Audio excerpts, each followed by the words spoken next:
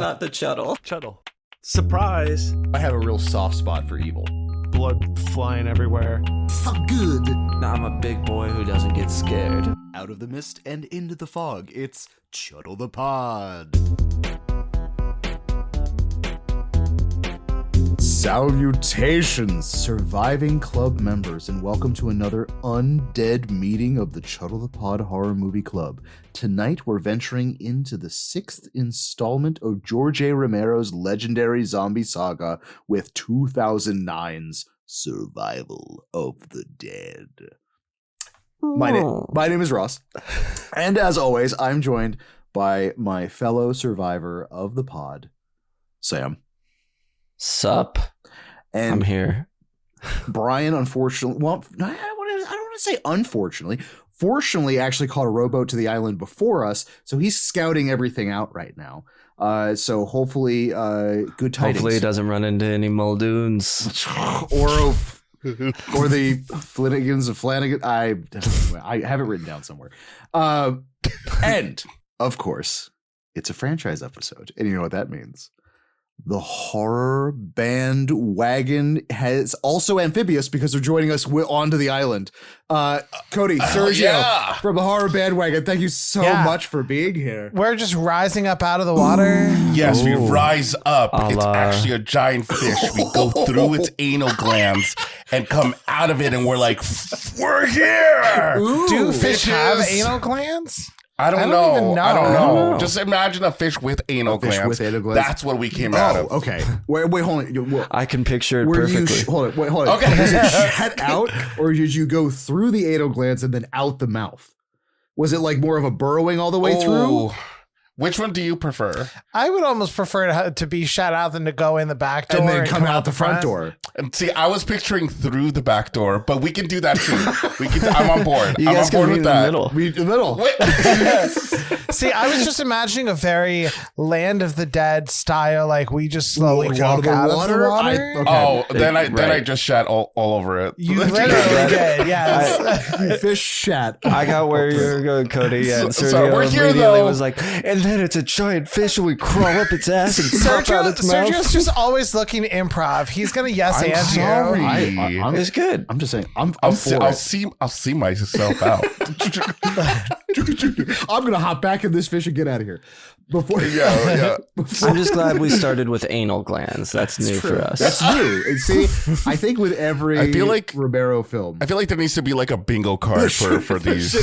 You know what? It was like if Sergio says any body part. I'm just gonna let you know for the next franchise, Bingo. I'm going to be making franchise bingo cards. So I feel like fun. it's a must. yeah, I feel that's gonna happen, and hopefully For the coven. listeners at home, you can play as well. All right, before we dive headfirst into the chaos, remember that we like to keep it spoiler free up top, and we will let you know when the spoilers plippity plop. And as always, a massive thank you to our Coven of Witches on Patreon. Your sacrifice gives us life, and we thank you for your beautiful souls. We have Discord is for all, but we do have a little Discord oasis for our Coven.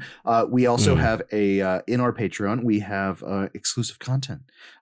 We also have a back catalog of just have you ever, like in Raiders of the Lost Ark, when they're putting it away and then they pan out and there's just like millions of rows and boxes and things like that. That actually was shot at the Chuddle crypt, where that's the content. I mean, it's limitless. They also get voting rights and some really fun, amazing stuff. So check it out. Oh my god, that's amazing! Yeah, thank you. Mm-hmm. But it's not organized At all. whatsoever. So It you is figure not. it It's out. like a weird broom closet of content. Like it's gonna fall all You gotta on just you. poke around in there. Some of it will eat you alive. It could. So Yes. So it is just the real life Warehouse 13. Yes. yes, Yes. I Yes. That's exactly didn't what want it to is. say it, but yes. But it is. All right. Now, with the club gathered and ready to face the zombie horde, let's open this goo book and officially begin tonight's meeting. Give me that goo. Give me that goo. Yes, that's another That's one. an updated one. See, it's evolving. I really like this. All right. So with the meeting officially started, let's do some lines. Logline. On an island off the coast of North America local residents simultaneously fight a zombie epidemic while hoping for a cure to return their undead relatives back to their human state. Fine. It's fine. It's not. C+. Expect something very different when you walk in. On paper, I guess that explains it. You're going to get a whole other thing going on there. Our taglines for this evening: death isn't what it used to be. Okay. I mean, I feel like that's a comedy tag. Like, yes. Oh, it is. That You're is right. a comedy That's a tag. rom-com. yeah. I also feel like that's a wild tagline to use for your 6th franchise movie. Yeah, Like, it's kind of a downer. thing. It's kind of like, I guess we like at this put point, this out. death is what you think it is guys. because you've watched the other 5 movies. We've gotten to the bottom of the zombie barrel. Sorry. Yeah, about that. there's nothing else. I guess it's not like how it used to be. Yeah, because like death isn't what it used to be. I feel should be the tagline for like death becomes her, or like something like that. Oh, You know what I mean? Like yes. something so like just. I haven't seen That that movie in level. so long. We should pop it in We one should do day. that. Oh yeah, we should. And after that, we can watch this really great documentary that I just heard of it the other day. Is it about Death Becomes Her? I think that you're gonna love it. Actually, it's called The Death of Death. We should. I heard about that. Didn't it get like 78,000 hits on MySpace? It went early internet viral, so you know it's good. Not I heard some viral. good things about it. On the net. Oh, 10 points. Gold star for that one. And then the second one, survival isn't just for the living.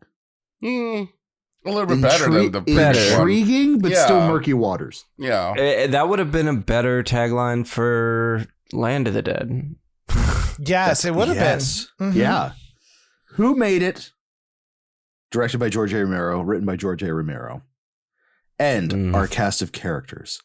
Alan Van Sprang as Sarge, Joshua Peace as DJ, Hardy T. Lineham is Lieutenant Vaughn. Eric Wolf is Kenny. Kenneth Welsh is O'Flynn. Catherine Monroe is Janet/Jane. John Healy is Matthew. Richard Fitzpatrick is Muldoon. Aretha Franklin? Carcanis as Tomboy, Stefano D'Ameto as Francisco, and Devin Bostick as the boy. Or otherwise known as like the The Saw boy. reunion in this. We have 3 people who were in Three Saw real Saw. movies. Really? Well, 3. Who? I thought that. The lead guy Yep. was in Saw 3.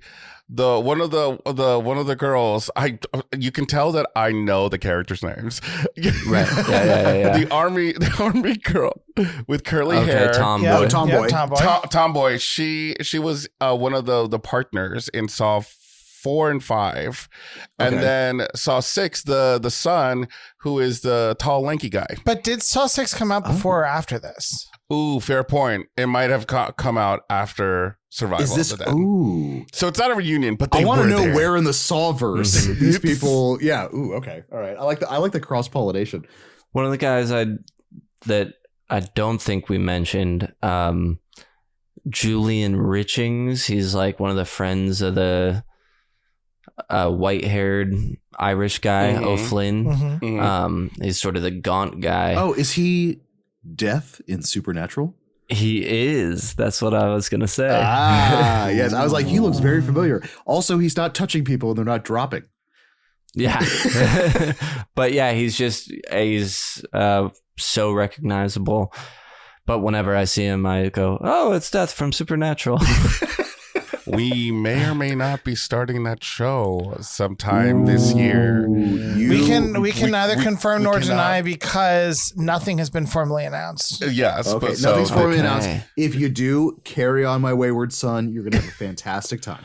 it is daunting because it's like 700 seasons, so I am a little 14, nervous. I believe. It is 14 Maybe seasons. 15. I think I didn't finish it, to be honest. No. I'm still on the second to last season. I'm on. I did 10 the or math 11? once, and it will take us, if we just do 2 episodes a week, it will take us 3.5 years. Oh, whoa. We have content for days. Content for years, baby. You get to see Jared Padalecki become a man. Oh yeah. Right. Yeah. Oh yeah. And at the chime of the oh yeah, let's go to our patent pending Gorometer. It's time for the Gorometer. Fatality. Basically, on a scale of 1 to 10, Psycho to the Sadness, how gory is this film?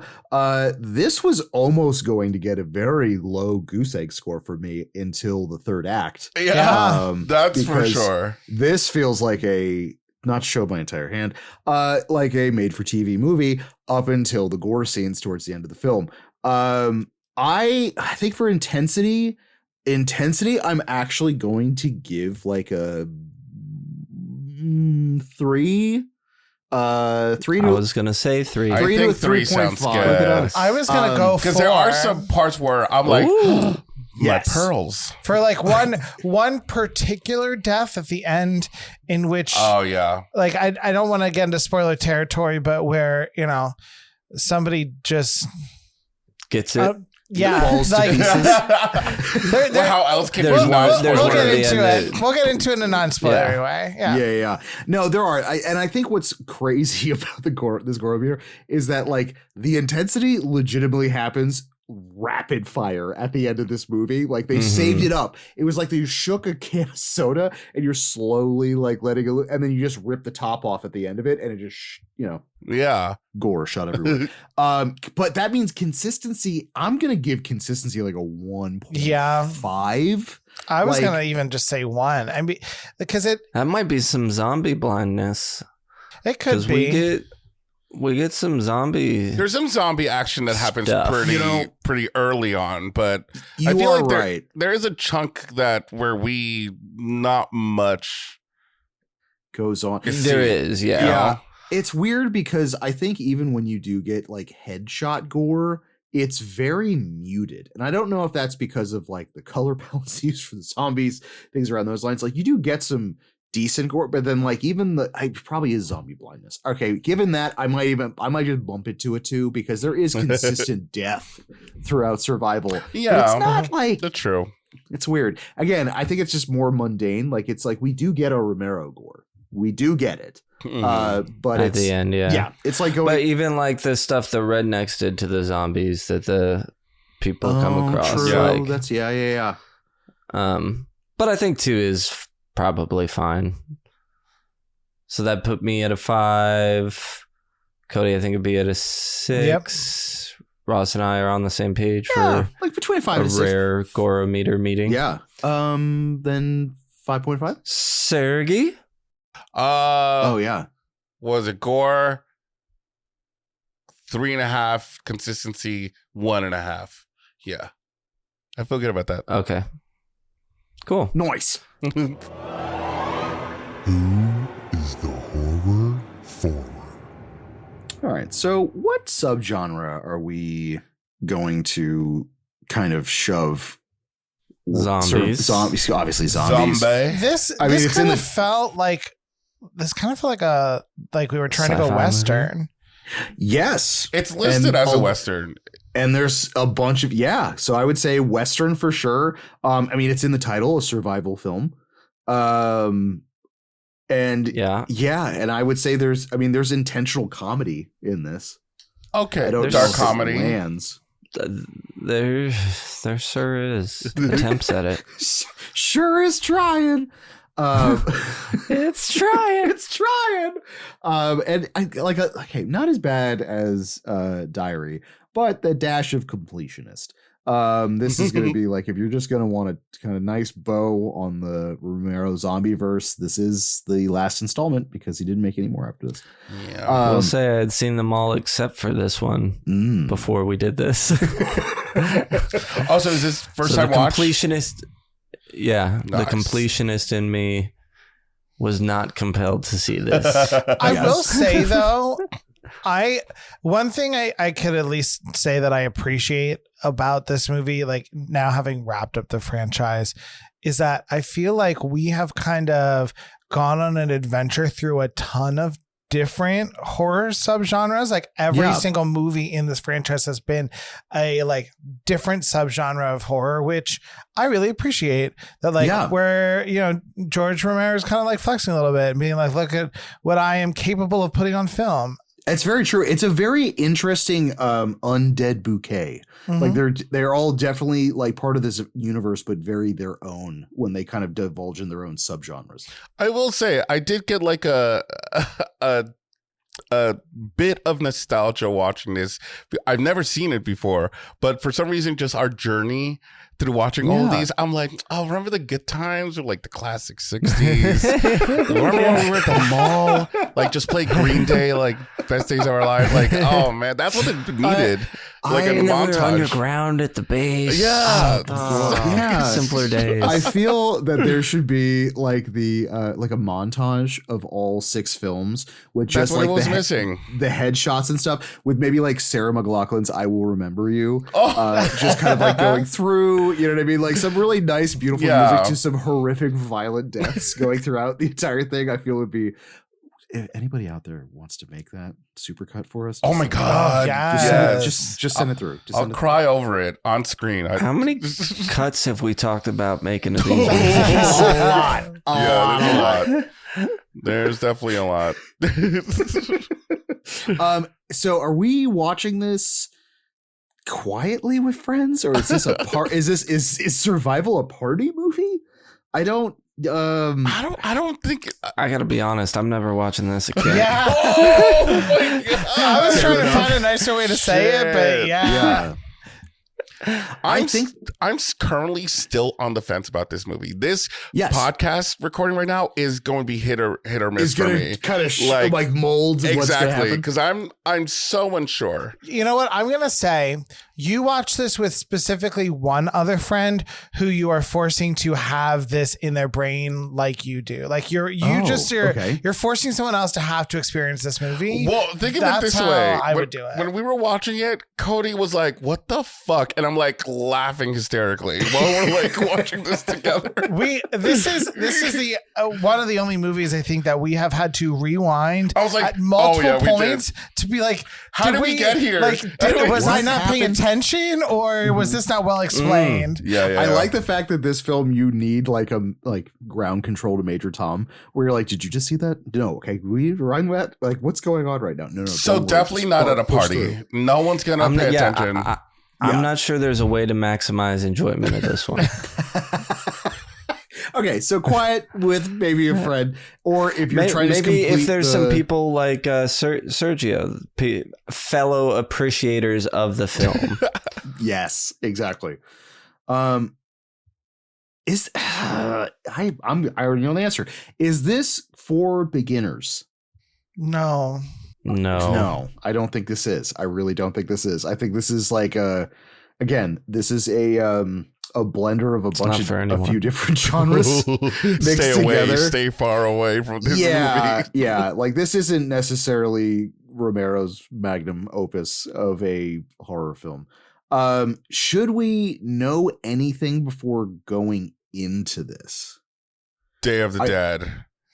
It's kind of a direct sequel to the last one, more so than true. It doesn't involve any of the other first 4. So it's a direct sequel to Diary. Yeah. And it's in the rebooted timeline. That's fair. But I do think that you would be best served by having watched the rest of the franchise, because I feel like it's trying to at least resurrect some of the spirit of the original arc.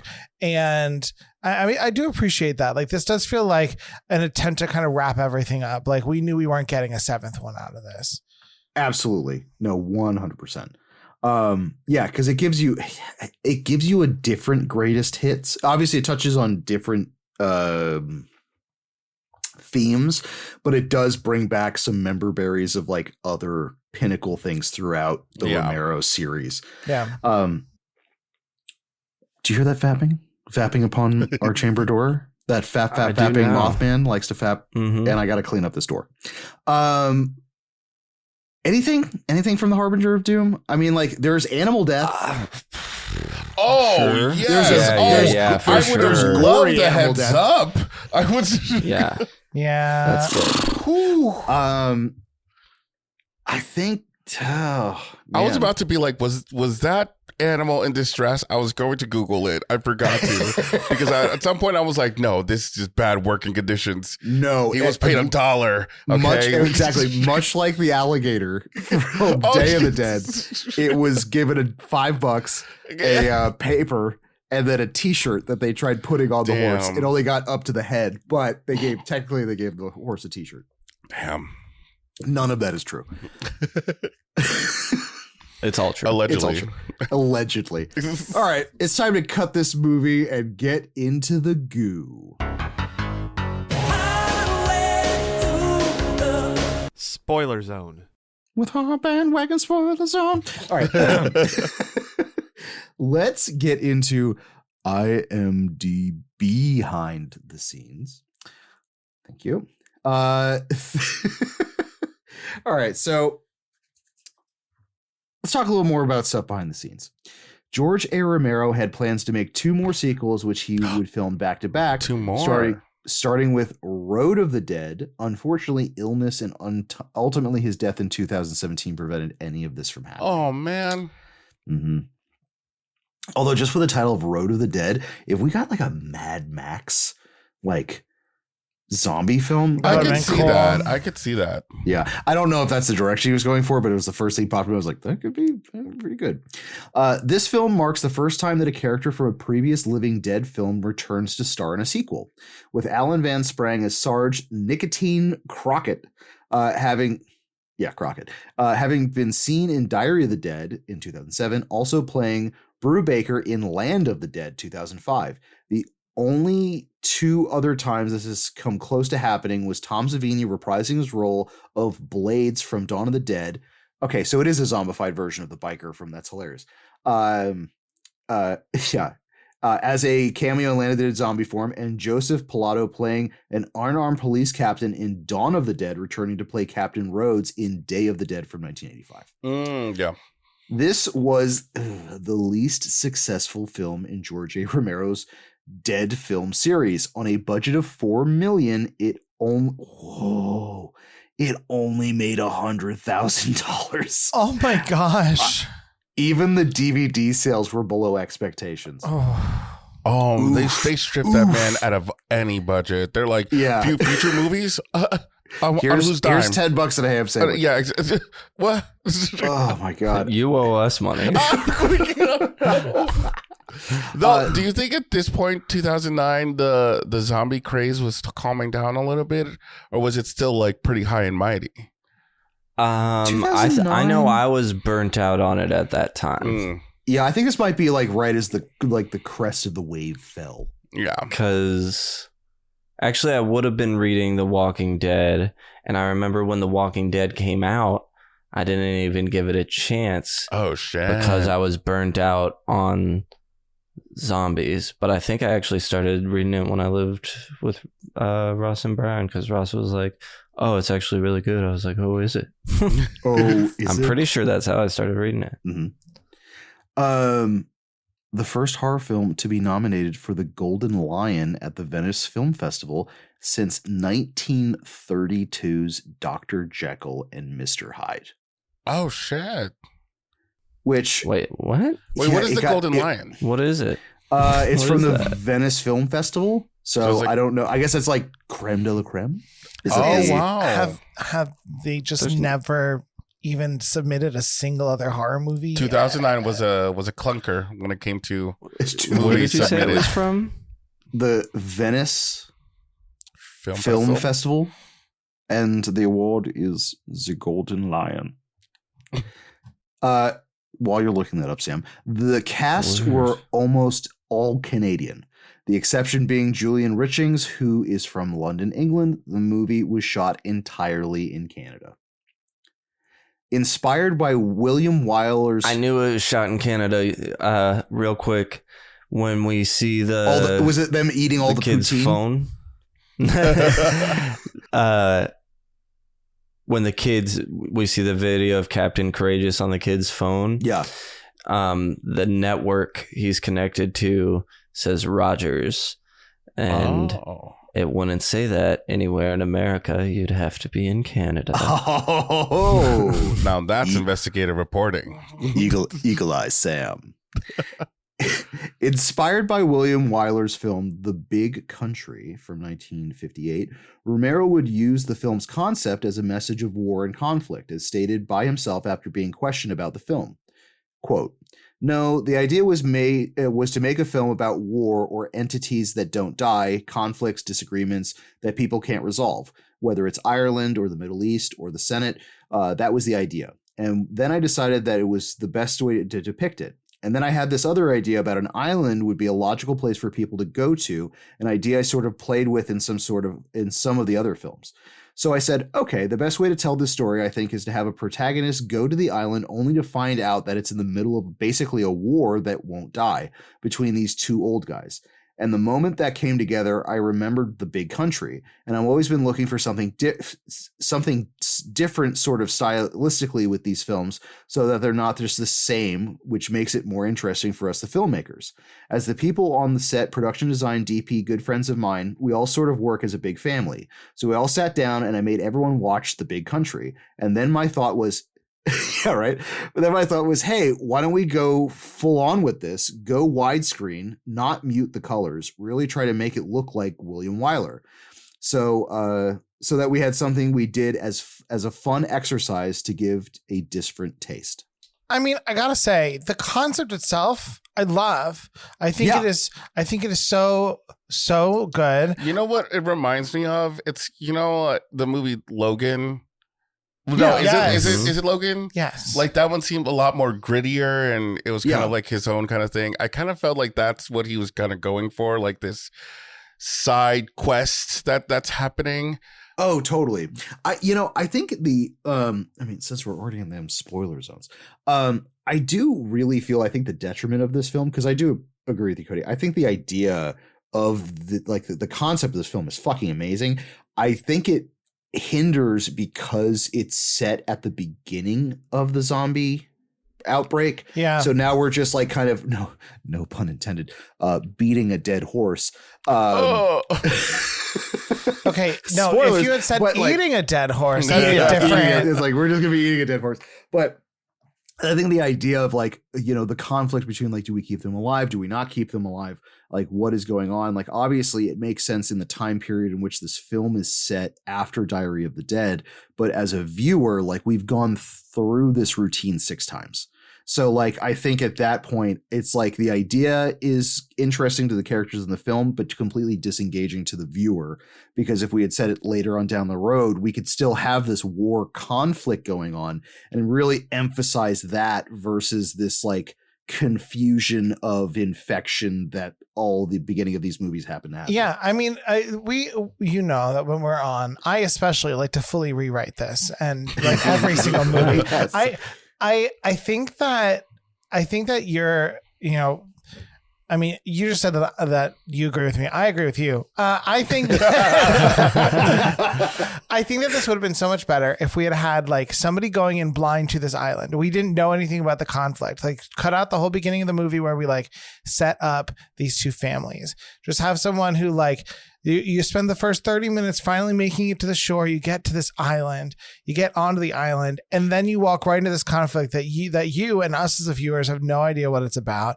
We immediately side with the person who is killing the zombies because that's all that we've known how to do. But then it turns out that he's making exceptions for his family members, and he's having the story really built make from you there. Question who the good guy is. Yeah, because I love movies that challenge your sense of morality like that and really make you think about stuff. And I think that would have been a better way to play this story. And then at the end, you go to a beach and the Statue of Liberty is there, and then you realize this was America all along. Yeah. Planet of the Apes, anybody? No? It's just a zombie statue of We're in spoiler zone. I was actually going to watch that after this. Why? What does that have to do with it? Wait, what happened? All right, so 2 more quick ones. Kenneth Wells based his Irish accent on an accent his friend had. And then according to the filmmaker's commentary, the film went through 60 to 70% optional titles before Survival of the Dead was finally chosen. Where I feel like at the end of it, they're like, all right, fuck it. We have too many options. We're just going to do Survival of the Dead. What's y'all's movie history with this? Was this something you guys caught in theaters? Was this, I mean, Sam, you said you've never seen Never this saw it. And is this is this first watch for y'all as well, or Yeah, complete first watch. Did not even know this movie existed before this. I think I'm almost gonna say I saw this in theaters, but I can't really guarantee. 2009 was a fuzzy year for me, so I had either seen this or bought this directly off of DVD at like a Best Buy. Brian has to say that this was a first time watch for me. I honestly don't even remember feeling one way or another when it first came out, so I'm going into this last one fresh. Ooh. Yeah, it had been a minute since I had actually seen this, so it was like the first time, because I completely, besides the title and the thing, I completely. Yeah, I think I almost kind of recall, being disappointed by Diary and this coming out and not seeing it, and anybody who had being like, oh, don't. So I think that's how I never ended up watching it. Yes. It's a, it's also, I think you guys were talking about, it's also kind of confusing. There's some things that happened. We were like, why did that happen? How did that happen? A lot of it. And then a whole lot of rewinding. You will me. burn out your rewind button. Oh my God. I couldn't even imagine having this on VHS, having to hold on. Magnetic strip would have just been erased. Let me just, the amount of okay. pausing and rewinding. All right, guys, let's get into the movie. All right, so we get our kind of prologue-ish kind of thing. So we have National Guard Sergeant Nicotine Crockett along with Kenny Francisco and Tomboy. So we get this like kind of talking about like millions of people die. And then that was just during the normal times. And then we added to the body count, no problem. So we kind of get this like quick whiff of the previous film. Also, tidbit, the opening scene before the camera footage from Diary of the Dead was the last scene to be filmed in order to give the film a more energetic beginning. Interesting. So they like filmed. Was this already in the screenplay, or they just decided to film this last? I think. Well, they wanted to. I guess they're you don't want to go in dry. You know what I mean? So they were fully moisturized by the film, and then they decided like, you know what, you guys did a great job. We're doing this guy last. This is totally perfect. It's I think it's also kind of strange though, because we also get a lot of CGI in this concept too. A lot. So like we get which I usually am a little nicer when it comes to CGI stuff, but this was, as am I, bad. This was kind of bad. There was stuff where I was really like, bad. It was Didn't just age like well. Looked like it was just like and some drag of it were, in. yes, like MS Paint was done to a few of these. So the head blown off with the like little bit of the skull that plopping falls down to on the it throat. Yeah, again, is horrible. You get a head blow up, but it's like it's too clean. Like for something like that, especially when we've been primed. Seen Romero movies where heads get blown off in the much more spectacular scene fashion. In Day of the Dead, where the guy just kicks the door open and just head blows up. I think with that is just. We also, it's kind of strange too, because now we're getting like Freshly Dead. So we get. I also hated the CGI cheek bite. I love the head turn though. The head turn I thought was dramatic, like yes, slow head turn. I'm like, okay, yeah, let's speed it up, like, guys. You kind of see, yeah, exactly. Where it's like you didn't. If this was a practical effect, take all the time you want. With CGI, I think specifically because of how low the budget is, it's like I would have hidden that and gone more with the actual, like the last act of the film kind of gore. Yeah. Maybe they spent all the money that's actually probably the detriment, is that the beginning scene, because it was shot last, they blew through all of their We don't budget. have anything left. Yes, we have $20. They're like, And an here, you intern. just chew on this piece of brisket and act like it's a cheek. This is fine. So then we start getting the interspliced areas of, like the group robs the protagonist of the previous film, Diary of the Dead. So we kind of see that. Is this where he and mentions like the video has gone viral? gone viral? It's on the net.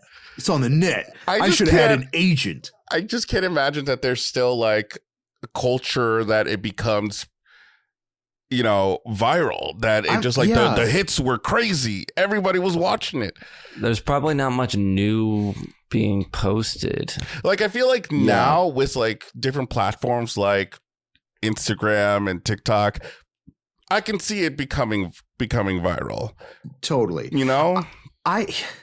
I'm so I think what's another big point of confusion for me is that like the timing frame of this. So if we're going by Diary, it's a few days, but like internet goes out after a certain point, and then we have all these things that kind of like are out. But then in this one, they've got a laptop with full internet access that still has apparently a late night TV show playing. It's like yeah, and then there's zombie centric. And then you also have another thing where I think the comment when they get to the island where they go, mail hasn't been delivered for days now. I'm like, what? I was like, I thought we're like robbing and eating each other at this point. Like, I'm pretty sure like mail service would have been done like day one. For sure, yeah. Rain, sleet, snow, or zombie. We don't have Kevin Costner as the postman trying to help us out in this apocalyptic experience.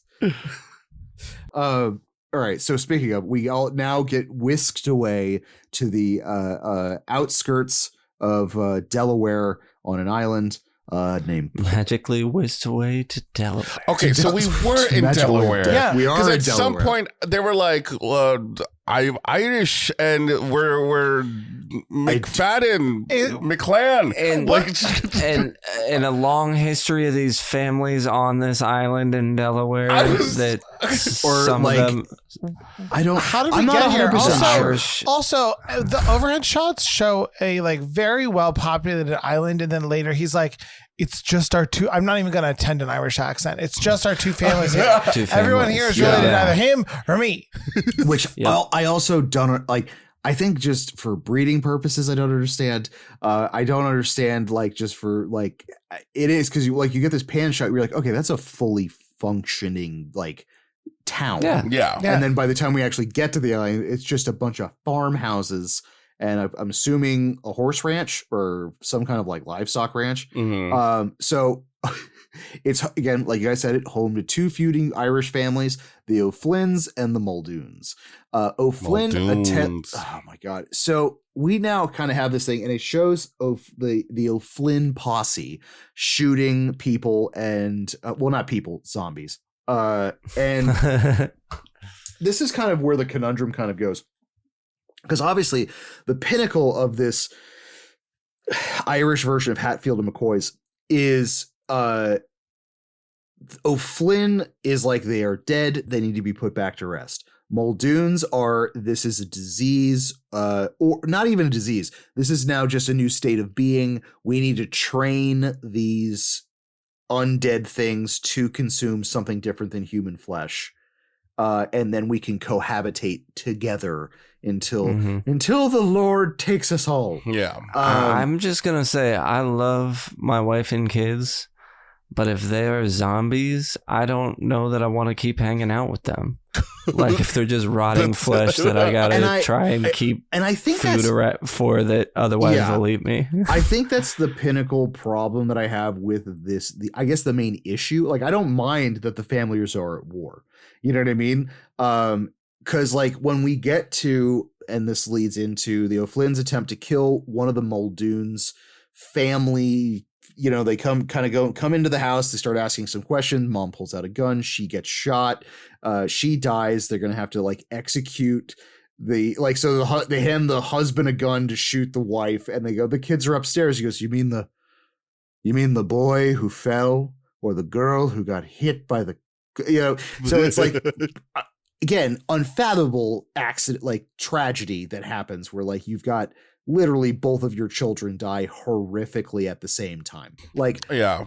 Part of me in first 24 hours of a zombie outbreak is empathetic to it, but then you see the kids, and it's a little dash of Pet Cemetery. Like, we got some sunken eyes. Yeah. We have a gaping head wound. That it's like no. Done. No, done. ground sour. That immediately, even if it's like Sam said, like as a parent, I would be like, okay, I think I need to like, unfortunately, put my kids down. But this also, again, or leave them if you don't have the heart. If you don't have the heart, not still be dad and chain them to their beds. Yeah, no, they're fine. They're just up there, writhing and just. And this is the first time we see the zombies chained up.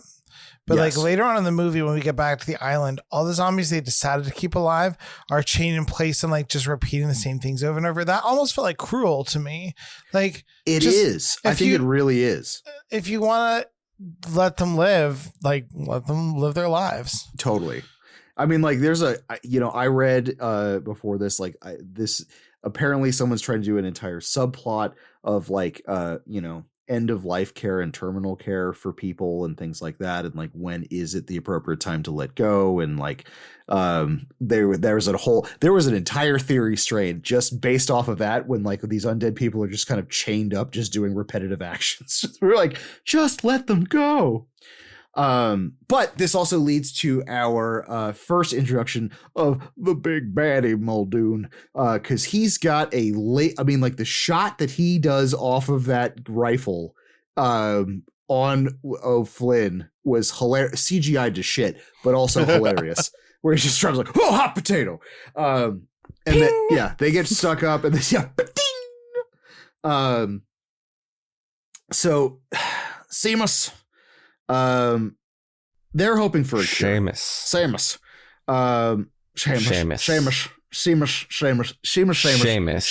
It's spelled Seamus. Seamus. It's pronounced Seamus. Shameless. So this is when we get introduced to him. They kind of are like, all right, cool, get the fuck out of here. And then he wanted to kill him, but one of the daughters, which is Jane is undead. And then I don't think yet. I thought this one was Jane. This because she's right. That's right, because she's riding a horse. That's right. Okay, so Janet we see later. So Jane now is kind of like, all right, well, hey, we need to. You just exile him. We don't need. Yeah, just you don't need to kill him. You don't need to kill him. It's an island. Just kick him off the island. Just kick. Yes, exactly. Like yeah. So it makes sense. So cut to him and stepping into a boat. Like, who's coming with me? Who's coming with me?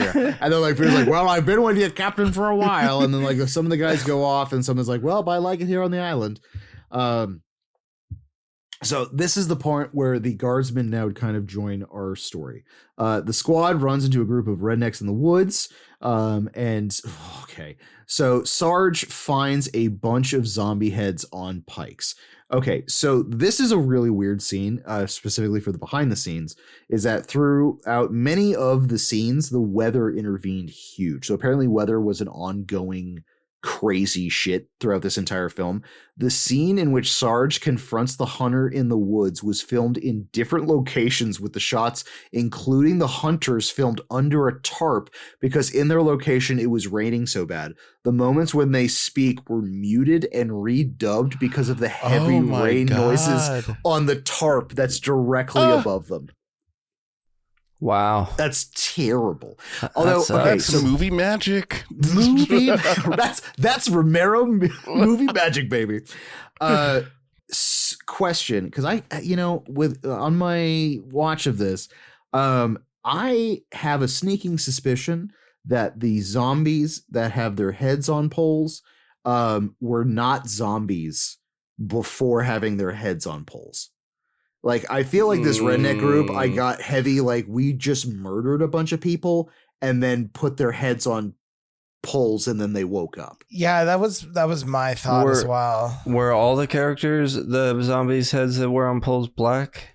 I know some of them were. We actually But rewound it. the We were only like, they're ones I can recall they're are. all black people that they targeted. So I mean, with Romero's wanted to speak on social commentary, I think this tracks. This is totally, especially with the southern drawl and some of the other things on here. I think that the certainly illusion... has a hard on for rednecks torturing zombies as well. That's like always a little. Even if you just see it for a second, I feel like we get it in every movie.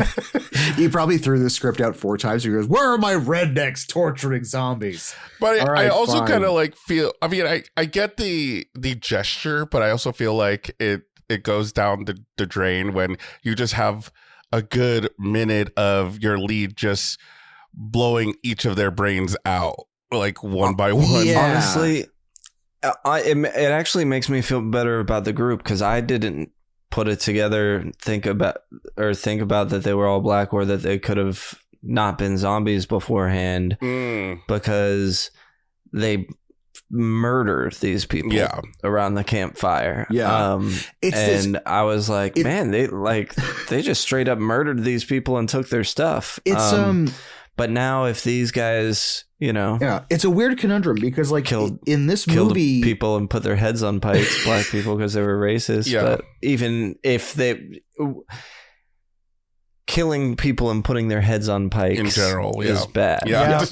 On zombies is bad, but on real people is, it makes it a lot worse. What I think is really weird about this movie is that in a lot of Romero films, there are characters that do semi-questionable things, or some of our protagonists do borderline questionable things. Right. In this installment, there really isn't a goodie. You know what I mean? Like, there's shy of maybe some of the residents on the island, but like the people that we're following, like this group starts. I don't think O'Flynn's really that bad, to be honest. Remind me. O'Flynn is the old guy with the Irish hair. guy with the white hair. Okay, well, he's just a different kind of bad. And like, because for him, he was like, "Oh man, I completely robbed at gunpoint all of these people and ushered them into." Like, he's totally fine with the leaving human beings destitute and shoving them on a boat and then kicking them to an island with all of their possessions, guns and everything like that, but then has remorseful things when they wind up being dead, which is confusing as shit to me. Because like, even when they talk about in Diary, is that the Sarge shows up and he robs all these kids in the RV, but they left their weapons. You know what I mean? Where it's like, they're all just levels of pieces of shit. It's just like, there's no moralistic good guy in this. Yeah, I kind of forgot about his whole honeypot and stealing from people thing that he did. Yeah, exactly. You know what I mean? Like, it's just, in this one, we don't really get like good characters. You know what I mean? They're just kind of existing in this weird plane. I guess you could say Janet is. Yeah, I think Janet's probably the only. She's trying to stop the war on her island. Janet's kind of the puppy in this movie. It's like, please stop fighting. Dude, the way she gets it, I know we'll talk about it as fucking dumbest thing. You bitch! Oh my god! That is where unbelievably dumb. I lost it. I lost it. I wanted to hear like womp womp womp womp. I wanted to laugh. That's where that theme song from Dawn of the Dead comes in. Oh my god! All right. So after all the rednecks are killed, the boy. Sorry, go ahead. Oh no, sorry. You go ahead. What I was gonna say is coming after what you're about to say. Wait, I wanted to. Did we talk about? Hold on. Did we talk about Tomboy masturbating? Oh no, we're coming up to it. We're past it. I think we're past it. It wasn't. What the? That is fuck? her introduction to her character. Is her just out in plain view, beating the And- shit out of the man in the moat. You know what I mean? Like just George A. Romero. Not What is only going out in on? plain view, Like- having a conversation with people. And the guy sits next to her. Is like, okay, they're talking to each other. Her hand is still in her pants. give me 5 minutes.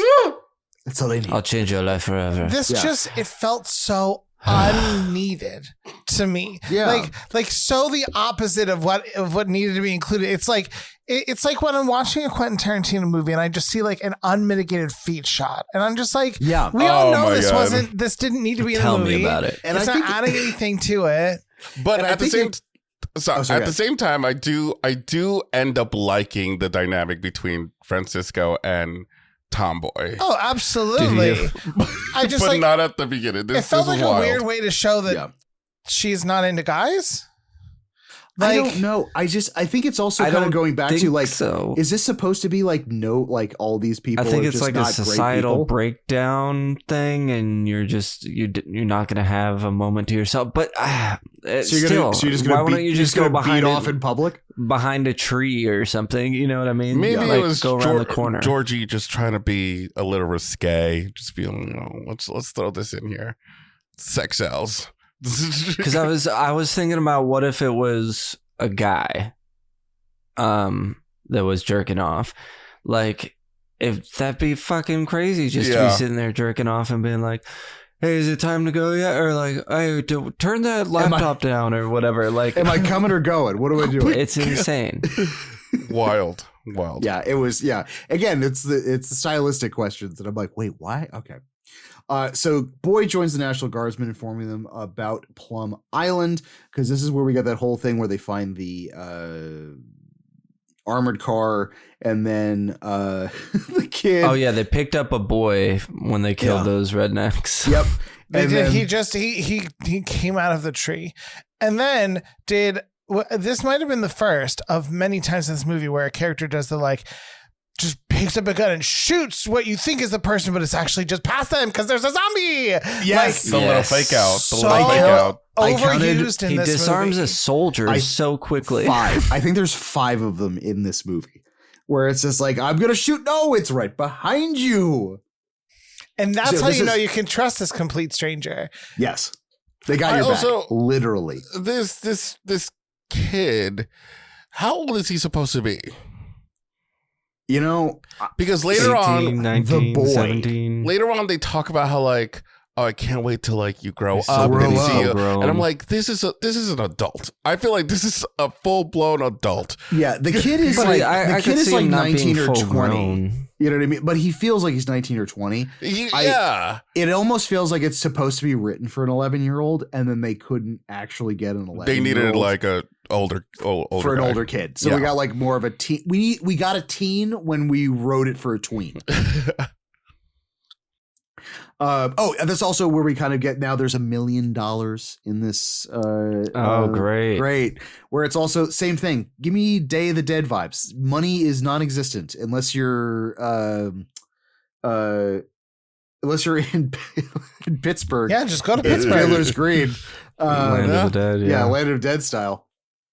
So now we get an introduction to the Plum Island, because there's now a new viral video saying you should come here and go to the docks and everything's going to be fantastic because Captain Courageous. Flynn is going to take you there. We get this very ridiculous, hilarious skit with a fisherman catching zombies. Mm-hmm.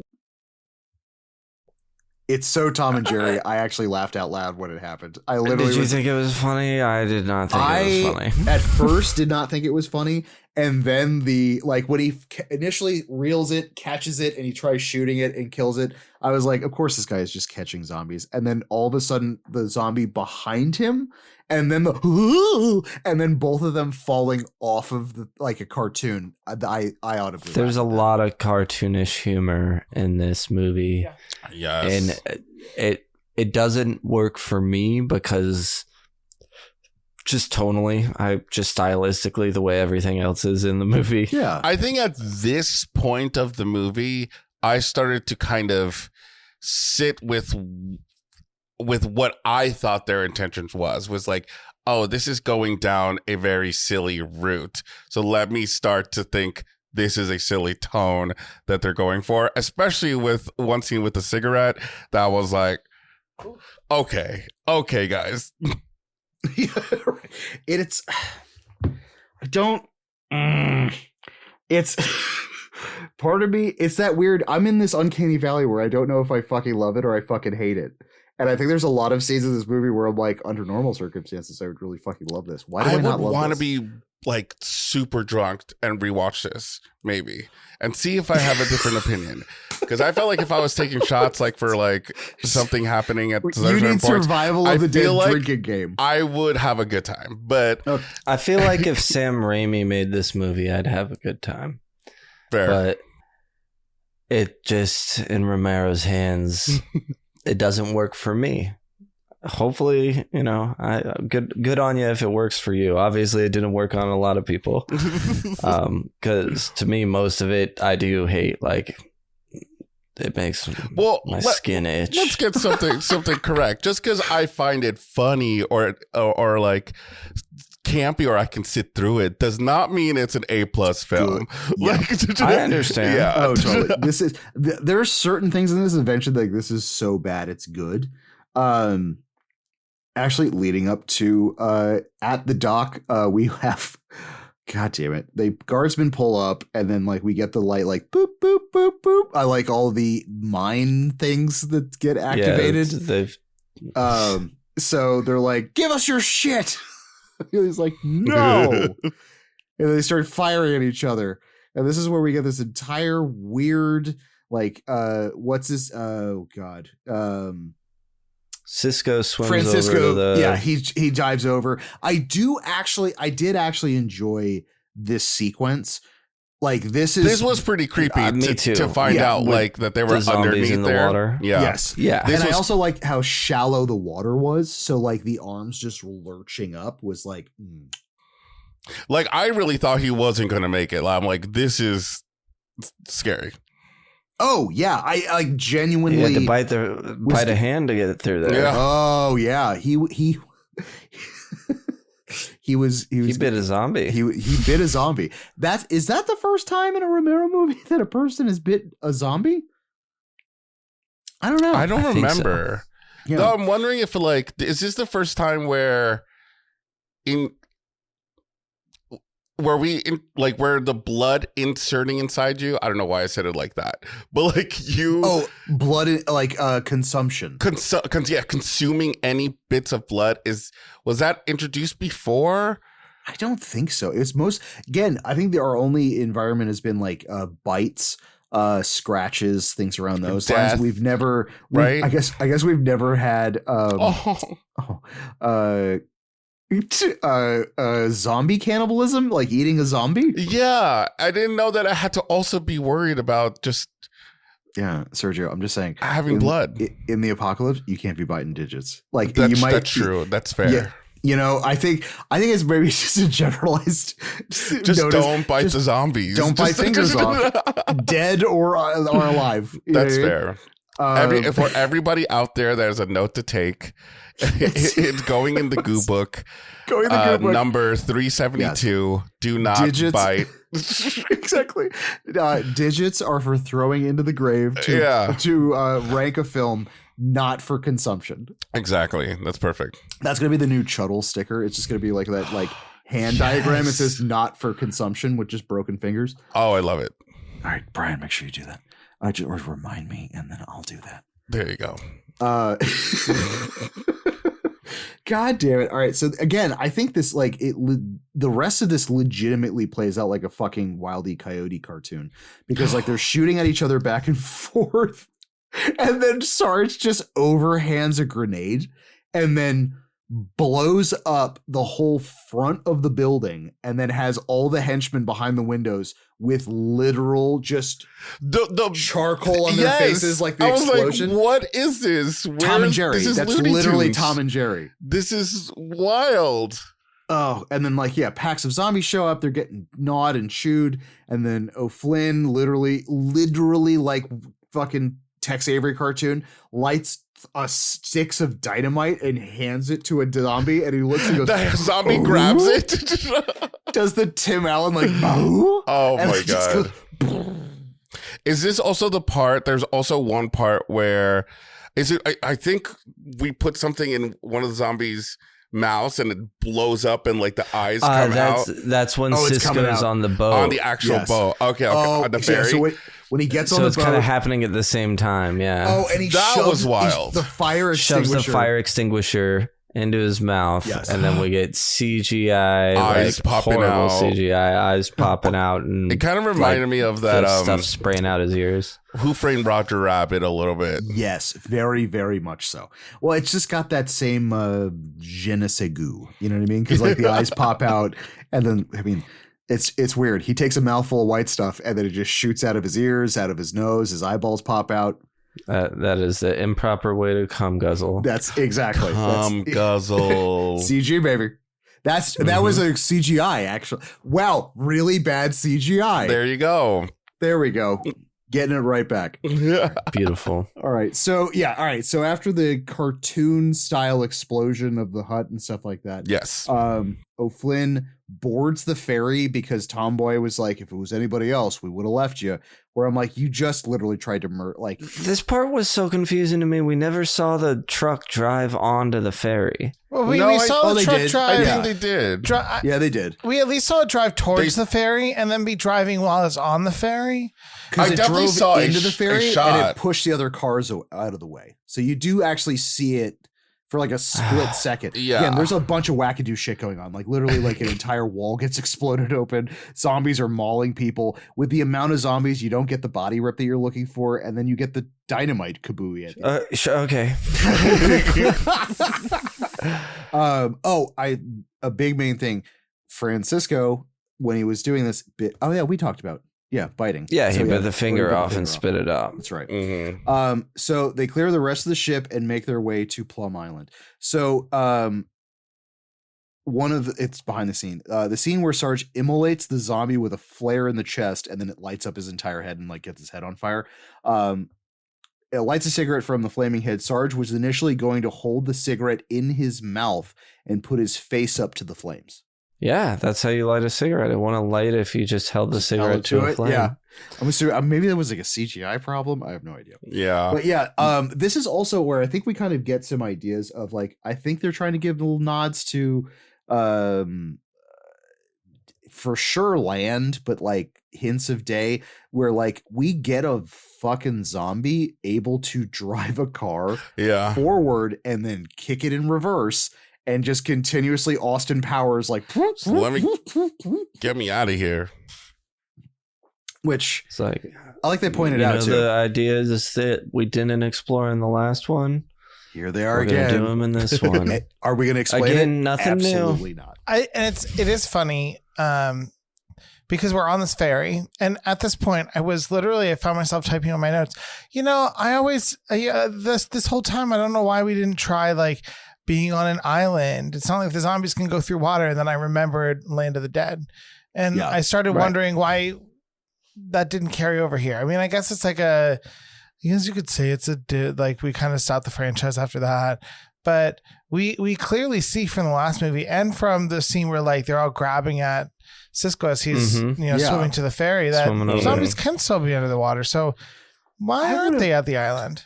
Right. I would have loved to have had a scene of like this island seems pretty far away. I mean, you'd really, but it still would have to want to go swim there. all the way over there. Oh, they just. But there could be like tides and stuff like that. Because what was it in the novelization of World War Z? They actually bring up the fact of like millions of zombies in the ocean, and that for years afterwards, like tides of bodies would just wash up on shore to every shoreline. So shores were kind of a no-go. Obviously, it's fucking terrifying. I feel like sea creatures would eat them all up. Right? Want to be there long, or they maybe eat your the body sea underwater. I mean, think about being in the bath for 15 minutes or whatever. Yeah, but also we're dealing like Romero verse where it's like the decomposition goes by like super slow because they bring that up in Dead. You know what I mean? Yeah, but slower than an alive human. Think about how long your body would last in salt water. You invite me to the beach? Yes. We can test this theory. We'll do this off. I'm sorry. Okay, yeah, we'll do it off. Okay. All right. So now we arrive on Plum Island. So now they have to get the ferry boat. Now they are docking this thing further away from the island because there is no deep water passages or ports there. So they kind of have to take a smaller dinghy up. This is an extremely well-developed island and not have a port. I'm like, Yes. Where do they get supply? Where do they get any supplies? There are paved roads here. Like, did we airdrop stuff from a helicopter? Must be. Probably. It's a. I absolutely agree. I'm like, how on earth does this island not have a port? How'd they get the cars there? Why is there this ferry? There's a lot of plot holes with this. So we get they show up and then like Flynn gets to his property, which now has zombies chained doing the just a mailman. We've got someone chopping wood. Yeah, and I think just we some got minimal like, things. just some minimal stuff. And then all of a sudden, they are getting shot at. So it is a man in bush shooting, and then trained military people shooting aimlessly in circles around them. I do feel bad for his Sarge's buddy, who winds up like he's like, you said you'd never take a bullet for anybody, you bullshitter. All right, let's take a break here because this was a moment where we were like, how did we get here? Yeah. Because he jumped in front of him and then all of a sudden he says this line that says, you said you wouldn't take a bullet for me, but then dies. And I'm like, are we supposed to believe that with this tactical gear, there was a through and through shot that also had enough energy to still kill the person behind him? That makes I'm zero assuming sense. so. Or like because like he tackled him and did this weird like air There's spinning no other thing explanation. down. Yeah, unless it there just was just happened another so stray quickly. bullet. And we just said goodbye to, I think his name was Kenny. Yeah, can we just take a second to do the requisite? You killed Kenny, you bastards! And we made that joke like at the beginning of the movie. It was like, we can say that they killed Kenny because they're going to kill Kenny. And then when it happened, we were like, that can't be the way. Oh my god! And we then missed just it. I'm like, we couldn't even make the joke because I didn't understand what was happening. right. Because And at then some point he's like, I shouldn't have brought you with me. why did I bring you with me? I'm like, Why? oh, I guess he's dead. And then they shoot him in the head. I'm like, oh, okay. Then he's definitely dead. Shit timing on Flynn, where like your buddy, you're watching this man violently shake a dead body, being like, "Why did I bring you?" Yeah. Oh my god, and then be like, let me just add to this and just shoot him directly in the fucking Yeah, temple. had to be done. And this would have been in the Ross and Cody rewrite of this movie. Yes. This would have been the part where like we start to be like, wait, maybe this guy isn't like the best he's not this- person Yes. because he just like immediately shot our friend in the head. Yeah. Didn't even check for vitals. Whereas like maybe he just passed out. Not even going to check that. Seriously. Immediately shot in the fucking head. Like maybe we could have saved him. Maybe he passed out. And then we've got Patrick does admit now, after all this fucking shit, he intentionally sent people to the island to provoke the Muldoons. What he didn't realize, I guess, is that every person that he sent to the island was just shot to death. Murdered. The second they got there. So like he now has this, again, he is still a piece of shit, but he's now now he realized he's surpassed into a different tiramisu level of shit where he's like, oh, I robbed them and then left them defenseless. And then they wound up just being shot in the head the second they got here. That was kind of like again, if it was written differently, the realization of someone who thought he was like kind of a piece of shit to realizing how catastrophically a big piece of shit he was. Yeah. Like that's a kind of a powerful moment where he's like, I thought I was just robbing them. And for him, like robbing is such less of a sin, obviously, than murder. But like having this like, oh my God, I've led to the death of all of these strangers. Like, and I like that they glaze over that in a minute, less than a minute. Like they go like, I didn't even get that's who those people were that got killed. I thought they were like O'Flynn's. well, he brings it up in dialogue. He's like, that knitted hat I almost took from that woman, but it was the last thing her grandmother or mother sewed for But her. then she was a zombie. They see, And they say the 'Cause they thing just- about how they they- killed the humans and left the zombies alive. I think they shot because she has a wound on her face. I think they shot her in the face, which obviously she died, but I think she got back up. Yeah, I mean and this is really like it's hurting my brain because I still to this day don't understand the logic behind the Muldoon thought process. Yeah. But he did say near the end of the movie that he was just like making decisions about who would live or die based on what his view of their inherent value was. So like I kind of just took this as to say like, oh, if they were strangers, like fuck them, I'll just kill them. Yeah. Like who cares? And that's the weirdest yeah, again, I don't understand the Muldoon's aspect because like you think based off the beginning of the film is that all undead need to be kept alive, air quote, alive on this island. And then like you see him running around just blasting fucking zombies left and right where I was like, what the fuck was this guy 3 weeks ago? Like this, what? Like I The don't other understand. thing, all these fucking zombies on this island, if it's just these two families, don't you know every single one of these? Aren't these all your cousins and uncles and second cousins and Yeah. In theory. whatever? Nobody seems to care that every time we see like a group of them in a stable or something, It's like there's your whole family. There's your entire family there. This is also the first time where we see Jane. Jane riding a horse as a zombie. So there is a zombie She's beautiful. on She's horseback. dead. She's my daughter. It's like, what? Well, there's another moment where I was also confused because I was like, oh, she's dead, but she's riding a horse. Which I also, at this time, I kind of was on board. I was like, oh, we got like a rogue kind of She's gonna be a superhero leader zombie person. Yeah. I'm like, all right, let's see where this is going. And We'll then, be We safe. got a Yeah. big daddy. yeah. We'll be Ooh, safe as long yeah. as she doesn't learn how to communicate with the other zombies through guttural grunts. Yes. It's God. I'm just impressed the zombie can mount a horse. Yeah. They don't seem to be able to have the That's what I'm talking ups about. for that. So after all of this and the discovering of the bodies, they are figuring out a plan to find and fucking.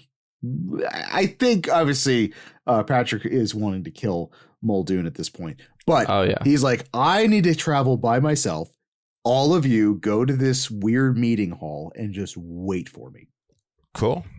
So we He's cut. just putting down all the chained up zombies on his walk out. Yep. It's just and now we get to the Muldoon's zombie farm. And this entire sequence, I feel like this is when the Western music should have been playing, because at this point we take that real pivotal turn, banking hard into a Western. All the Muldoons wear cowboy hats. Yes, Muldoons are wearing cowboy hats. He's got a cow hand that's in charge of the barn. That Who's is like super. He's in charge of the like ranch. felon or He's something. like the head of the ranch. Yeah. Ex-felon running from the law, works on this island. And I do like the dialogue between where he's like, well, nobody else is hiring, man. Like I would walk out of here in a second. But this is you also run this ranch like it's your own. And he's like, yeah, but it's not mine, is it? no, but it's not mine. But this is also where we get this weird muddy ethics of Muldoon, because like he walks into the barn. He gets someone goes to get him. He goes to the barn. He goes in and he sees this like lurching zombie, and he just immediately blows his head off. Where like I was ultra confused. Where I'm like, this guy was like, don't touch the undead. And Yeah. the first thing you'd see him is just shooting the fuck out of a bunch of zombies in this barn. Mm-hmm. So I guess he's culling the herd, because now his reasoning is he's only murdering the ones that don't show promise of evolving out, because they're desperately trying to find an alternative food source. That's a Yeah. loaded statement if I've ever Yeah, heard right. one. Like, now. who determines Right. that? How do you? Yeah. How It's do you determine that? cartoonish here too. The zombie takes his hat and takes a bite of it, Because it smells like a man. and then he just shoots him. Yeah, he It's goes, just "Oh, like- it's my fucking hat," and then just like, that guy's accent comes and goes. Seamus's goes in and out the entire time. Which again, I'm just so confused because you could have had this entire Why make any of them Irish. Yeah. I would have like at that point just bank hard into the Western and on give this them island like off of Delaware? Off of Delaware. But Sam, I would if just they're give them all not- Western twang. If they're not Irish, how else will they be interesting? Exactly, because the hats just won't do it. Yeah. We need accents and hats. I mean, it makes them confusing. Right. So at this point, like they're kind of like, all right, well, we got to find a zombie that might be able to consume things that aren't human. And then they're like, well, we should probably catch the zombie riding a horse nonstop around the island. Like that one's like, well, if anybody's going to do it, it's probably going to be Horse Girl. And the whole concept behind this too is like we're just trying to get them to eat something that isn't human so that we can coexist with them. But I don't see that again. That logic is really. But why weird would to you me. want to spend time with a zombie? That's my big thing. Like, Yeah, or I think it's just coexist to the point where you're not in fear of your life all the time, which I don't think would be necessarily a thing anyways. Because like, okay, cool, you're finding an alternative food source, but this thing doesn't sleep. Or like once its belly's full, it'll still keep eating. You're So- still in fear for your life all the unless time. you're well stocked on alternatives. Yeah, unless a Rolling Stones amount of wild horses go over the hill, and then you just have enough horse meat to last you till the next millennium. And even then, You could just trample all the zombies. yes. What you need is a horde of horses. A horde of undead. Ooh, zombie horses. Zombie horses. Ooh. That's all right, scary. That's my sequel. All right, so we get to the empty cabin. The guardsmen find an empty cabin to set up rest. Tomboy notices Francisco isn't with them because he's like doing this weird lean. Now, in between the ferry, he's now like, I'm fine. No, that's fine. And then like he's checking his pulse with his watch while they're getting like shot at. To this point, he just wanders off. Which I feel is like I get and don't get at the same time. Like you gotta know what's going on. I'm curious why Francisco would just take his gear pack where I'm like, okay, I know we just got to this island and I know we have like limited resources. Let me take all of my shit and then just murder myself in the woods. And I'm just even with my rifle. Like I'm not gonna bring it up to anybody. You know what I mean? Thankfully, Tomboy is there, realizes what's going on, and it was I do like this kind of morality type thing where like she because she Your knows God won't let like she knows you won't that like go to heaven. Yeah, Tomboy realizes that like he's super religious and like he's got that rosary tattoo right across his clavicle and shit like that. So like she's gonna be a friend and help him out and just blow his brains out. But simultaneously, You really changed my life forever. you did, and it's gonna last a lot more than 5 minutes. Oh my God. Okay, back to that scene. Come back to that scene. I really thought for some reason, I don't know why. I at this point I was like just trying to guess where this was going. I thought Francisco was going to be one of the zombies that was going to be able to walk around and do shit, and maybe they can use him. But then they kill him off this scene. Even though I do like that. Out of the whole movie, this was a pretty emotionally driven scene, and I kind of like that. It brought it back to just humans being humans and being in this world. Yeah. But at the same time, I also was thinking, oh, maybe let's try something new here by making Francisco a knowledgeable not a big daddy, like a half daddy. Give me like a half daddy Francisco, and then dibs on that band name, by the way.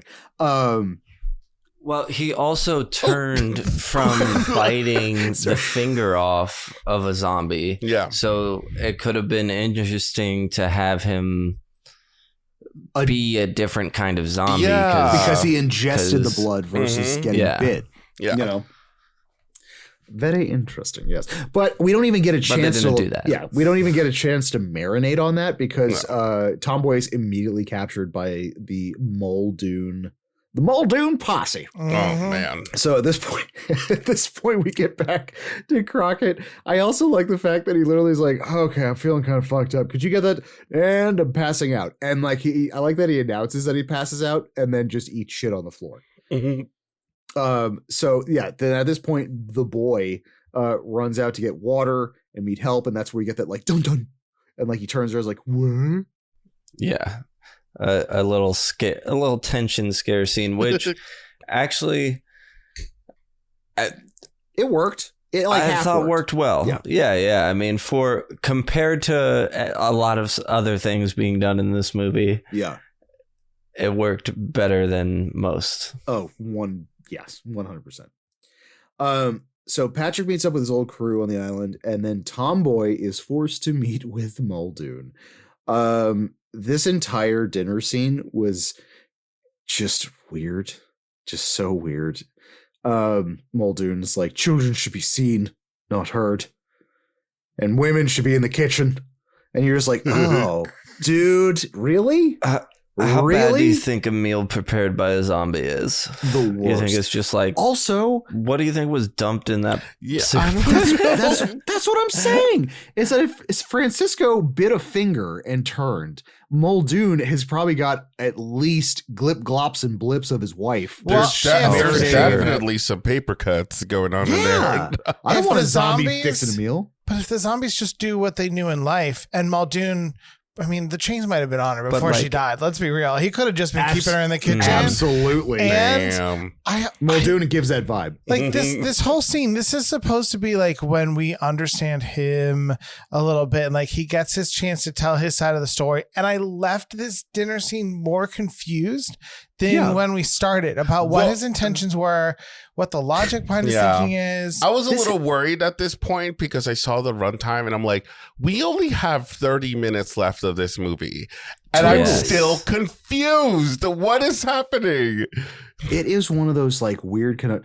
Also, it should feel like the culmination at this Like, point, I should where already- everything's coming together. Exactly. Yeah, like, this should be like the MacGuffin meeting, as in like let's get into the plot. Let's like figure this out. Let's hammer out like the real true like. Let's show his hand, like his real intentions, because obviously it's not what we've been led to believe. No, we don't get any of that. We get like a Diet Coke version of the dinner scene from Texas Chainsaw Massacre. Yeah. Like it's just him like slurping on soup while like zombie. And it ends up being religious, right? Like whatever God tells him is righteous or something. I thought he was like, I mean, again, he is already batshit crazy because he's like, do you like my family members? They're all dead in these photographs. Like, you know, like, I'm like, oh man, just bang. Which again, is that from Ireland? When did he come here? Do all the people here have accents I'm that are assuming born here? so, but half of them don't because like, because like there's a bunch of them towards the end of the movie. But some of them do. Some do, some of them don't. I have no idea. At this point, nothing is explained.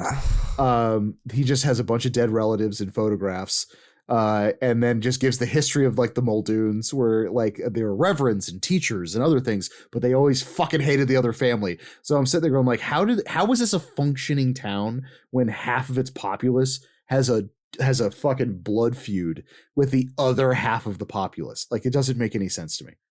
Yeah, unless they truly made two separate communities on the island.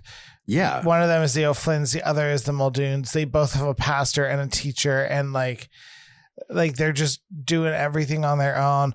I just like I still don't get his whole logic of like, well, we want to like keep the dead with us. Like if this was the Ross and Cody rewrite, this is the time where he should be like, we should be finding out that this dude who we thought was like just this crazy guy who like, why doesn't he understand that we're supposed to kill the zombies? Where he's like, we've seen that some of them are like actually just trying to be productive members of the community again. See, I would have bought that. Look, when we chain them these places, they're repeating things they did There's in life. something there. But instead, give them a bit more of the Doctor from Day of the Dead. But instead we're like, look at these photos from so long ago. We had to pose dead bodies because you couldn't stay that still if you were alive. Like, and then God told me to. And you're just like, what? It's like, I don't understand that. So all right, yeah. And then we get this scene back to the cabin where the boy and Crockett, it's this whole scene where Crockett wakes up and it's like zombie fucking Janet, and then opens up and it's actually it's Janet, because there's twins. You don't know that leading up, because at this point you just think the daughter died and it's just been riding around on a horse the entire time. But I lost it when plot she twist. blurted out, I have a twin sister, like nonchalantly. I'm like, I'm a twin. we did not It's know like- that. I thought you were on the horse. So now Yeah. you're another character that we need to meet and get to know. Yes. Also, zombie Jane, who's Jane? Jane is the zombie. Janet's the one that's now alive. Jane got captured. Damn it, Janet. Jane got captured and she's nothing. She's just another zombie and Yes. who knows how to ride a horse. And I thought there was going to be a bigger plot for Jane, which there is, but Kind of. not the one that I wanted it to go down. Yeah. This is my favorite like Hollywood trope though, is I have a if twin you- sister. if you have characters who are twins in a movie, just have one actor play them because it's impossible that twins would look similar enough if you just cast twins. And then like, but every time that there's a like individual child character in a sitcom, it's always twins. Yes. If it's true. one person, there's like a twins or triplets. Yeah. If there's two of them, it always has to be one. Yep. Especially if they have scenes where they interact, because you got to just CGI that instead of, I don't know, hiring a pair of twins to talk to each other. Well, I want to say that Yeah, there's like right. child labor laws that go into effect for that, but I don't know. Well, That's why the they do thing. that for the Yeah. kids. Yeah. Twins Yeah. twins The are the twins. child labor law cheat code because you just Yeah. like as Just soon as rotate one 'em out. time's out, you put the other one in. Yeah. Exactly. So now with Jane, not Jane, Janet, joins Patrick and the guardsmen in an attack on the Muldoons. So now we get, it's the final confrontation. Ding, ding. Pow, pow, pow, pow, pow. Hey, Hey. All right. So we slowly are lurching up towards, was it Pussy River? Pussyfoot. Pussyfoot River. Sorry. Pussy River. Pussy Cake River. I don't know why Pussy River is a little more vile than Pussy, whatever the other one was. Pussyfoot. Yeah, Pussyfoot. Pussyfoot I don't know River. why. It's I know why. I know why. Pussy River is definitely the name of a adult film from the 80s. Yes, with a guy who looks like Willie Nelson. So instead of Whiskey River, it's just called Pussy River. Pussy I was River. gonna say it's like a '90s R&B album, Ooh, It can be both. It could be probably an R. Kelly song. Oh, Well, we are in Well, the surviving that's episode. very true. Oh, 10 points. yeah. 10 points, Sergio. All right, so now we got the standoff at the bridge, which they have this. A tomboy is set up, and they've got these two zombies like that are just about to like sick her. And so, weirdly enough, Patrick is like, yeah, I'm not gonna. She saved my life. I can't feasibly. It's this weird, Interesting. like, honor amongst thieves type thing that they're trying to knock at the door, but they don't really do it that well. Where I'm like, again, I'm in this really weird moral gray area because he's like doing horrendous shit, and then he's like, wait a minute. Too far. I know I've got a blood feud. It's like, I'll kill you whoa, later. I'm going not to that fucking bad of a murder you. guy. Exactly. But like, I'm not one I'm of gonna- those guys. I'm gonna try to save Tom. So now we get this entire hangout by the barn horse area, right? So now we've got Jane. Oh my god. So we have Jane chained in the center of this thing with the horse, and Yeah, they bring they're like, we're trying to teach them to eat other things. So this zombie seems to love this horse and ride it all the time. So we're gonna try and get it to eat this horse. Why is that your choice of thing to that get it? it to hasn't attacked the entire time and has just been riding.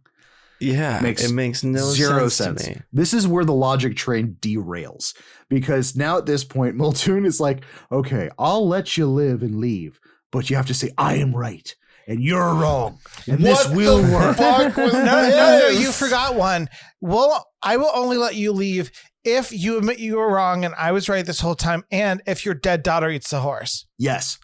So it's like, yes. And then you're like, wait, what? What and is then, this bullshit right now? God damn it.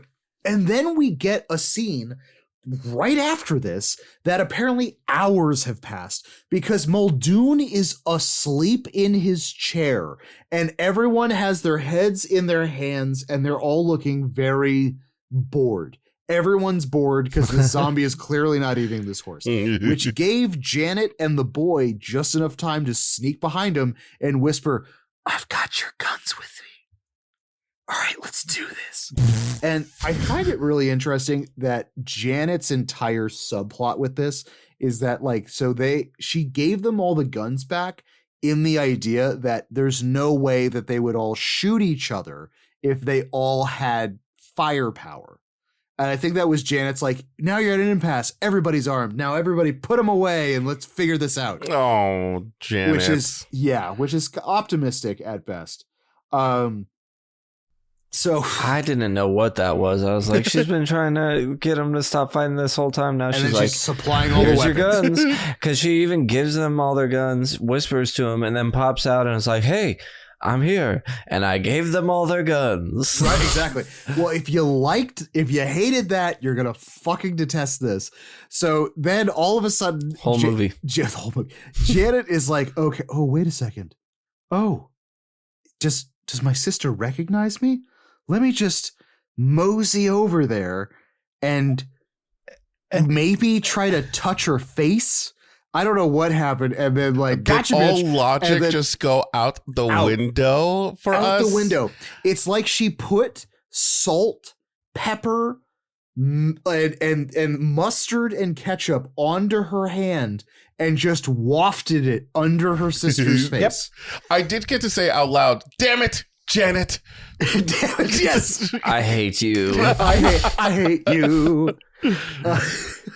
100%, because at this point, I think the characters in the film are just as upset as the viewers at this point, because chaos ensues. Everybody's shooting each other. Well, she tries to shoot her. After she bites her, she goes, "Bitch," and turns around and tries to shoot her. And somehow, while that's happening, the horse protects her and tries to kick at the gun, but it knocks off part of the fence, and it all goes crazy. And they also shoot the partner, right? Yeah, so now at in this point, the ass or something. Yes, where he goes, "All right, I'm done. I'm out of here." Nobody walks out on me. And She's like, "They have the guns. Shoots him. I don't need to work for you." Shoots him in the leg, and then they start, and then again they're all firing stuff. Then the hand shoots the chain that's holding the zombies in the pen, and then they all start wandering off, and then he's like, "Fuck you." He goes, "Got one shot," and then just continuously gets shot by Muldoon. And there's zombie even at this point they're not talking about willing to work together or trying to stay alive. Oh, dude, 100%. And it's just completely off the rails. But now we get the gore scene, because now the farmhand is on his stomach and basically gets ripped in half. So we get some spinal column. We get some good old fashioned. At some point, it kind of just looked like he was getting his ass eaten for a good amount of time. It did. And I was like, oh, okay. They do. Apparently, there's a lot of rimming going on. There was on the island. so much rimming going on the island. I was sitting there like, oh. So we have horse riding zombies, we have mailman zombies, and then we got kinky zombies, because they just went full face into that rectum. This was the scene that pushed me to the fore, because the fact that we are and I should say for intensity for the gore meter, this is the act of ripping the spine. That was great. No. And I was so confused, honestly, because I'm like, where was this the whole movie? I think the scalping got me. The scalping was good. I was not expecting that. It was great, because that one I was like, oh shit. I think it's because there was no gore. I mean, there was some gore, and mostly, again, I think the most intense it's the zombie blindness. It's zombie blindness, and also heavy CGI. Everything else past this point is a mix of either CGI or practical effects, which I guess it just makes it more real. So at that point, we got farm hands that are just fucking dying left and right. We got scalps being removed, people getting bitten, dogs and cats living together. So at this point, most of the families are fucking completely nuked at this point. So Muldoon and Patrick are now kind of arguing, and he goes, "Listen, I just need to talk to my daughter." and then like goes to turn to try to talk to Janet, who's been bitten, and Muldoon fucking shoots Patrick in the back. In the back. What a bitch. Wah, wah, wah. What a little bitch. What a fucking asshole. You know what I mean? Where I'm like, I guess he was they're all baddies, but it's like, well, I guess he was the baddie. But honestly, I think what would have solved if we just killed both of them and then just went along our merry ways. Sarge throws a grenade in between the both of them and blows them up, and then more people would survive. Yeah, but then we want to get that cool shot at the end. Oh, that's true. It is a cool shot at the end. Plus, we know the iconic shot at the end. The grenade physics in this movie wouldn't work that way anyway. It would like blow off their hat, and that's it. Yes, and then leave like soot on their faces. Yes. Yeah, like a little charred head that's like steaming. Yeah, no, their hats won't even be blown off. Just the top of it would be. Oh yeah, like, you're right. Yeah, and it'd just be singed with some smoke. 100%. But now we get the gun that kind of slides out, kind of like Taxi Driver style. So we have this little pocket 22 that Patrick gets the last laugh because I always have something up my sleeve. And shoots Muldoon twice in the chest and puts him down. At this point, I also figured, like, did we need the military plot point at all? Like, could we have taken that out and it would have just been fine? Absolutely. The only reason why you needed Sarge is that you just needed an outside witness to what's going on the island, and that could have been anybody. Yeah. Again, the creative choice to transition, maybe honestly liking the actor, because at this point he clearly likes the actor because he's been in the last 3 movies. So they're heading Sarge, Boy, and Tomboy are heading back to the boat to try to get back to the ferry because like maybe we should fucking get out of here. Janet watches Jane take a bite out of the horse. So Muldoon wasn't full of shit? ?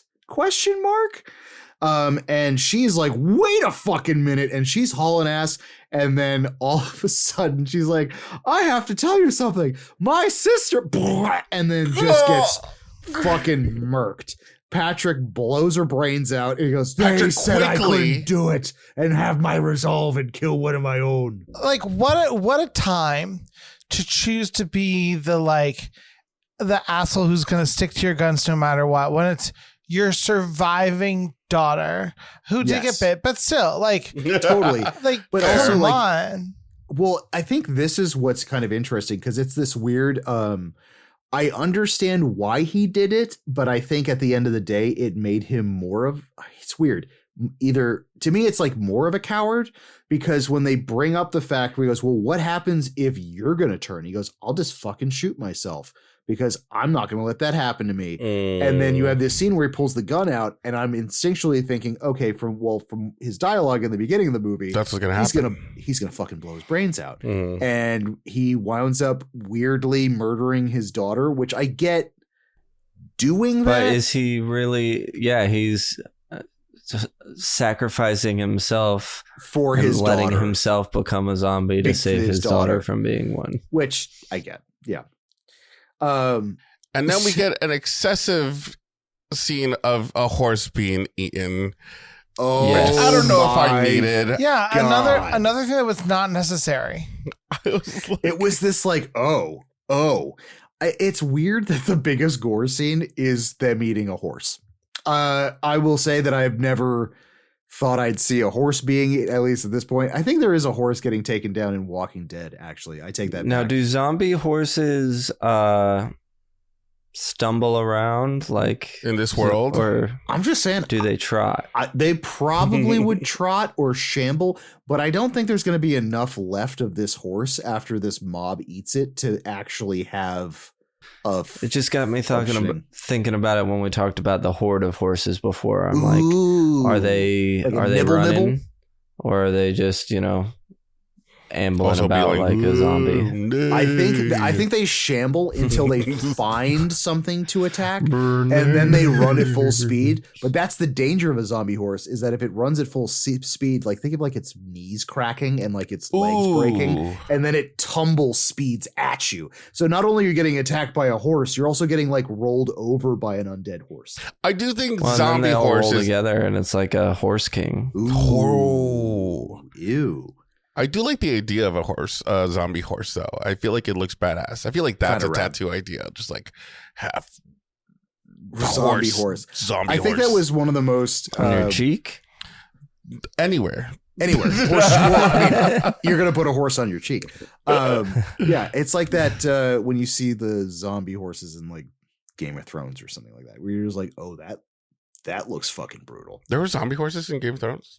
Yeah. Yes. I don't know. I haven't seen the whole show. I've only seen bits and pieces. I mean, I I don't know haven't that. seen it either. I don't know that zombie is necessarily the right word for No. use, but we don't Oh, need there to were get, the ice this people, is, right? Yeah, Yeah. this is not a Oh, Game I of see, I Thrones see.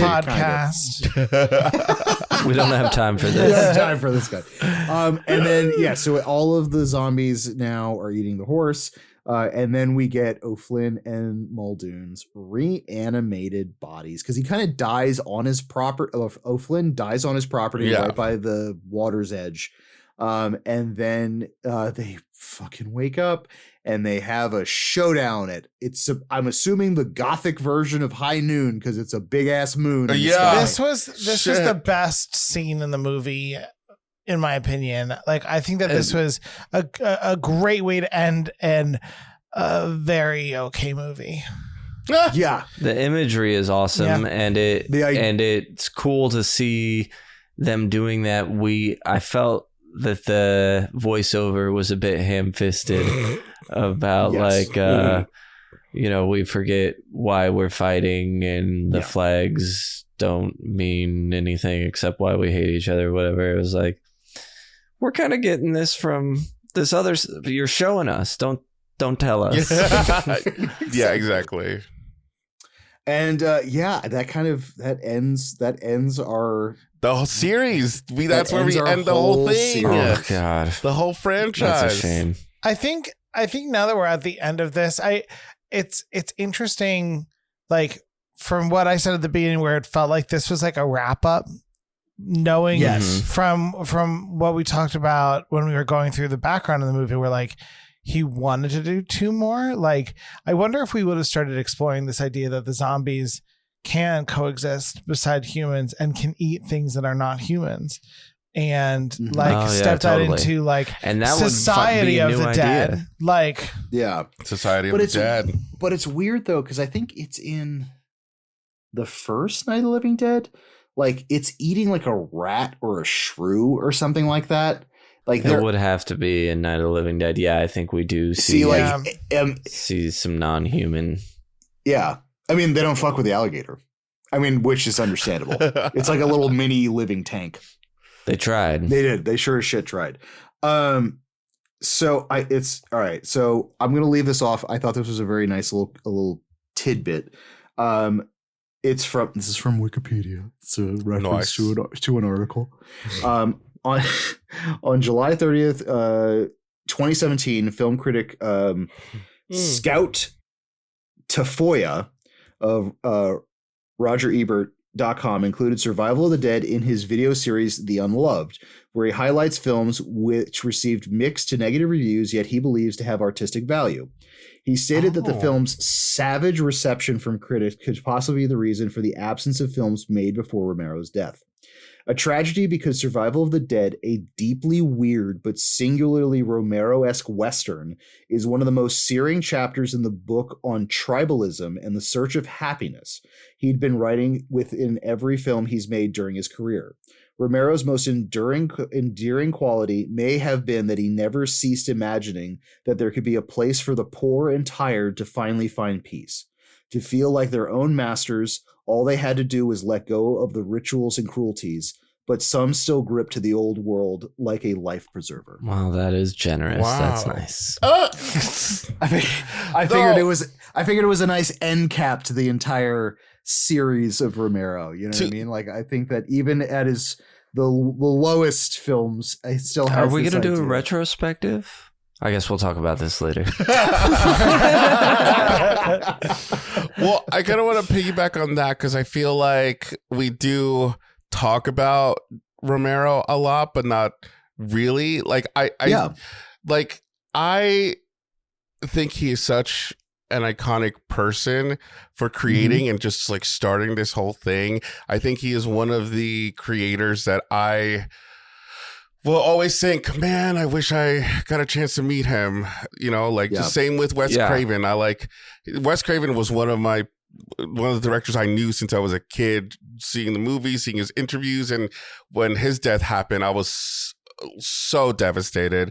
And I was just like, I never got a chance to kind of meet him. And I thought he was so interesting. And same goes with George A. Romero, especially digging into his resume pretty much. I mean, we didn't see everything. I think he also did Creepshow.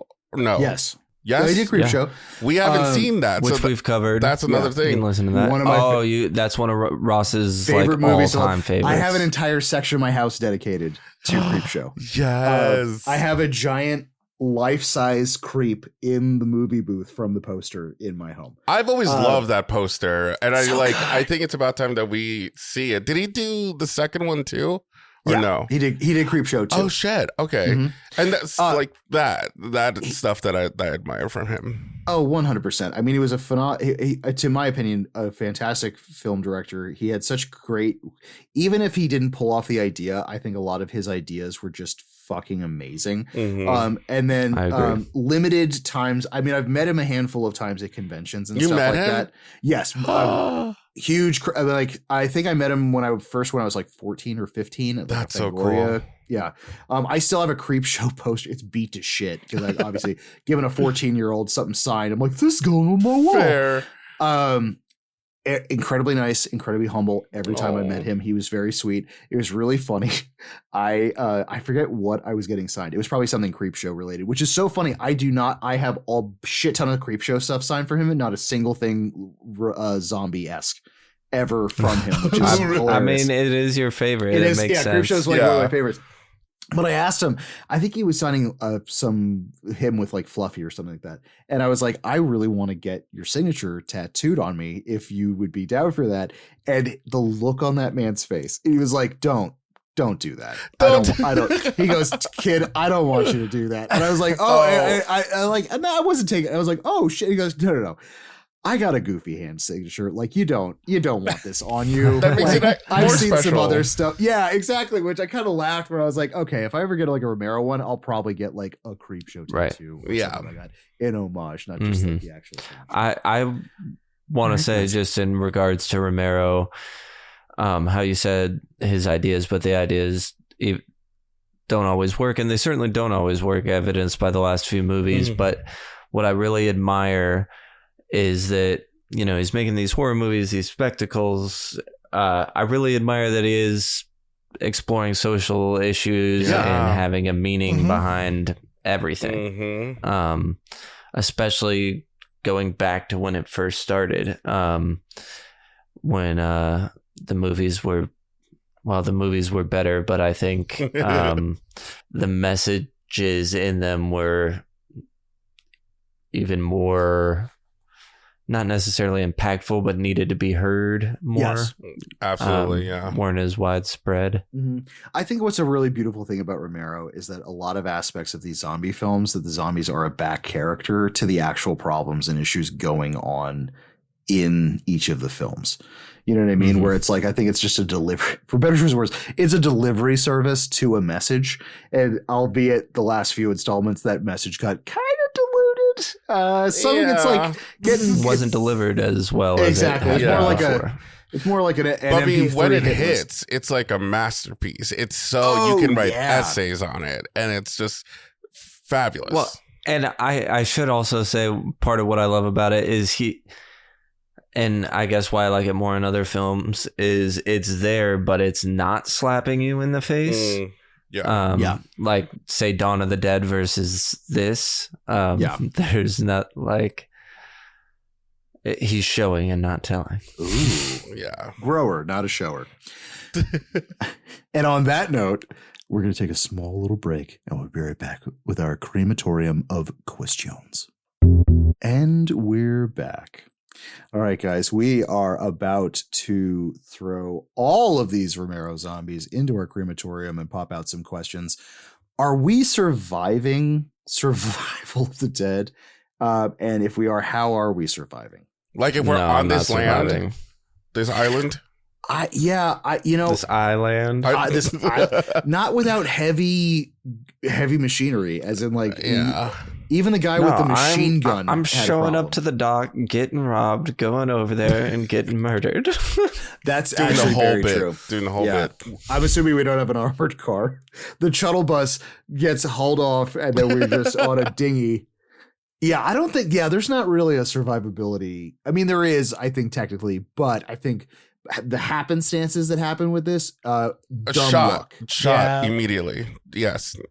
100%. People are the villains. People are the real villains. Whoa. I can't believe I just thought Yeah. you just blew my mind. Yeah. 6 Romero's movies later. Right. Oh, how are we making this gooier? Probably just more actual More More goo? guts. Give me more Gore. spine. Yeah, less CGI. Less more CGI. More practical, Yes. because the CGI didn't look very good. Absolutely which blow is part of what someone's brought it down. eyes out. Yeah. Like in Just real give me a life. rubber with head. the fire extinguisher. Yeah. Not even practical offense, just practical. Like, I don't know. Yes. Yes. 100%. All right. So, man, I guess it would be Muldoon? Villain level 1 Villain? to 10. I mean, I guess Yeah, I'd zombies, give it to Muldoon. Muldoon, I guess we would Zombies are the victims here. Power level is going to be a 1 for me. And iconography is going to be a big old 1. Goose egg. Well, I gave him a I 1 don't because think he's got it's the hat. 0.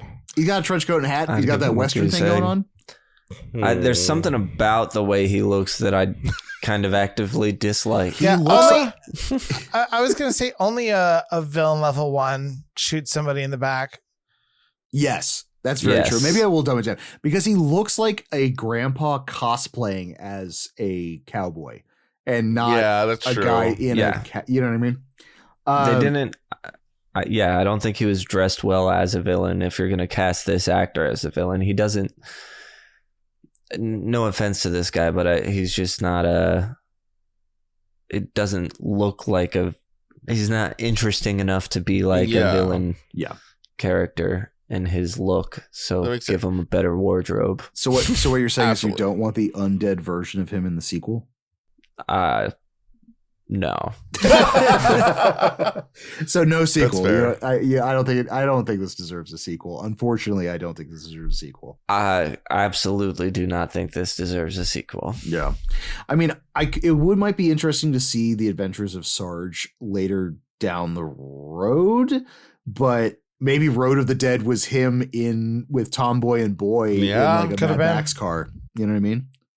It's too late now. It's never going to happen. Damn. I don't think this movie deserves a sequel, but I think Romero deserves a sequel, if that makes sense. Yeah. I think he has if a sandbox that he's still playing in with stuff to say. I know his last 2 efforts have not been good, but Totally, I'm still but interested to see what he's going to try and do. yeah. No, I think with Survival, he for sure pivoted in the right direction for me, where it's like it's not a win, but it's closer to a win than Diary for sure. Oh, I think so. I definitely agree. Yeah. And I think he I'm was not so sure I off. like it more than Diary. I think I like it less. We'll see what the scores end What? up being. But Wow. All right. Yeah. Diary just did not keep my focus. It just felt like any old schlop that I seen. This one Yeah. actually had some elements of things that I would be interested did not in. keep my focus either. You know what? I see the arc of these movies sort of like the Star Wars movies. First three, Okay. pretty Tread decent. lightly. Pretty decent. George Lucas had other people who were tempering him a little bit. We got some good effects, mostly practical. And then we come back and George Lucas is all on his own. He's very committed to his story and telling it exactly the way that he wants to. We go a little crazy with the CGI and not always in the right direction. And, by the end, we're just like, all right, this is it. We're done now. We're That's a good metaphor. it's actually this it's is a what great I way of can describing contribute to the I mean, podcast. it works. It definitely works. Are we buying the soundtrack? No. Do not remember No. it. I can't even remember the What soundtrack. soundtrack? Yeah, Yeah. exactly. I don't remember it at all. Do we want the zombie on a horse action figure for this? Is there anything that's going to be Action figure worthy?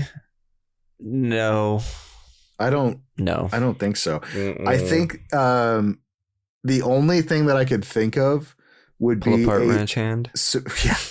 I would do it. I guess you could possibly say it's a promotional item, but it's still a game. Is that I would have a survival of the dead version of Battleship. So you have the O'Flynn's and the Muldoons on either side, and then you're just trying to get at each other. You know what I mean? And then like Hiding in the bushes. things like that. Across like the pussyfoot. yeah. Oh, you sunk my pussyfoot bridge. Damn. I felt that.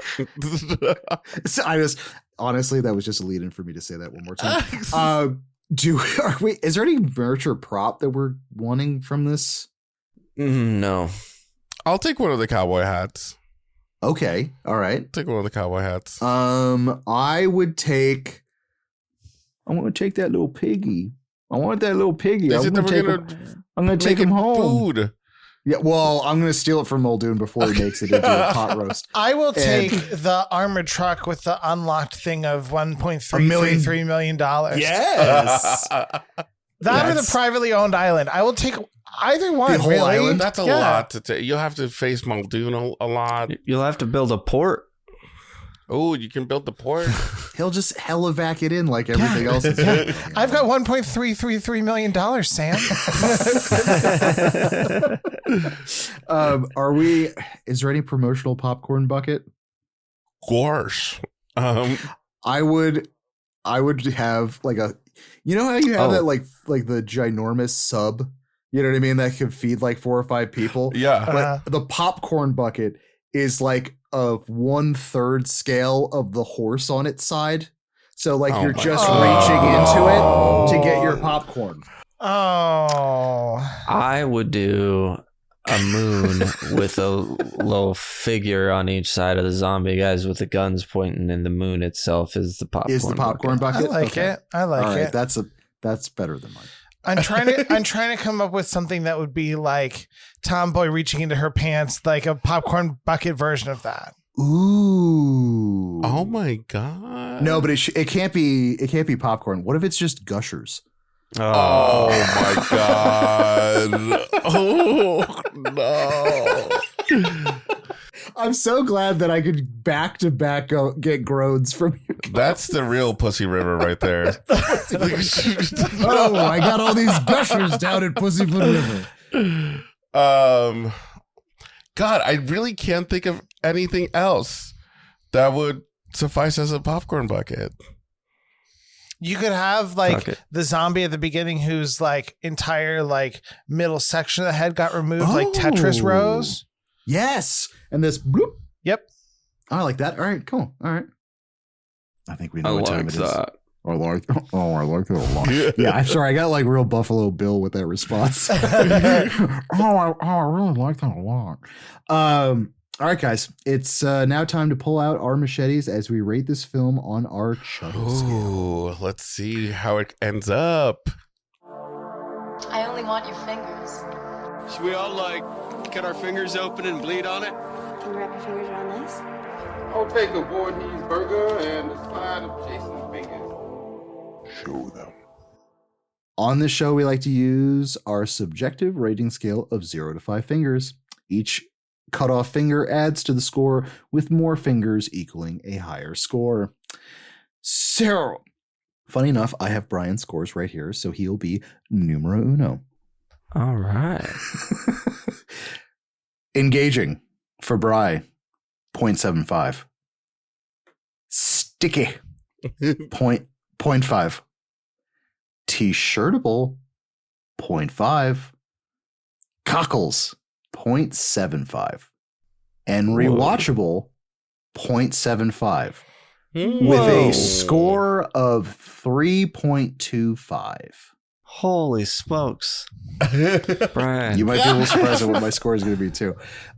Sam, actually, you know what? I'll go next. And then Sam, let's finish off because I'm pretty sure where your score is going to be. And it's probably going to be astronomically It's going to be low. Oh, man. I'll try to kind of do that. All right. So engaging, I will, I agree, actually. I'm going to give engaging a 0.75. Even through sheer batshitness, I was engaged. Sometimes anti-engaged is in like, I just didn't know what was going on. So it made me feel more engaged in the film to figure out what the fuck's going on. That's a form. Yeah. I'm going to say, oh man, Sticky's actually going to get a 0.25 from me. There are things I'm going to remember, but I feel like I'm going to forget more, which is so weird to me because not a whole lot happens in this movie. Like, I know, like, there's like, we kind of just get 2 or 3 scene changes and then we're kind of just in this atmosphere. I will remember. See, the thing that's really going to stick is all of the Tex Avery gags. So like the grenade blowing up the half of the building with everybody has soot on their face, the fisherman scene, things like that are going to be in my brain, but nothing else. T-shirtable.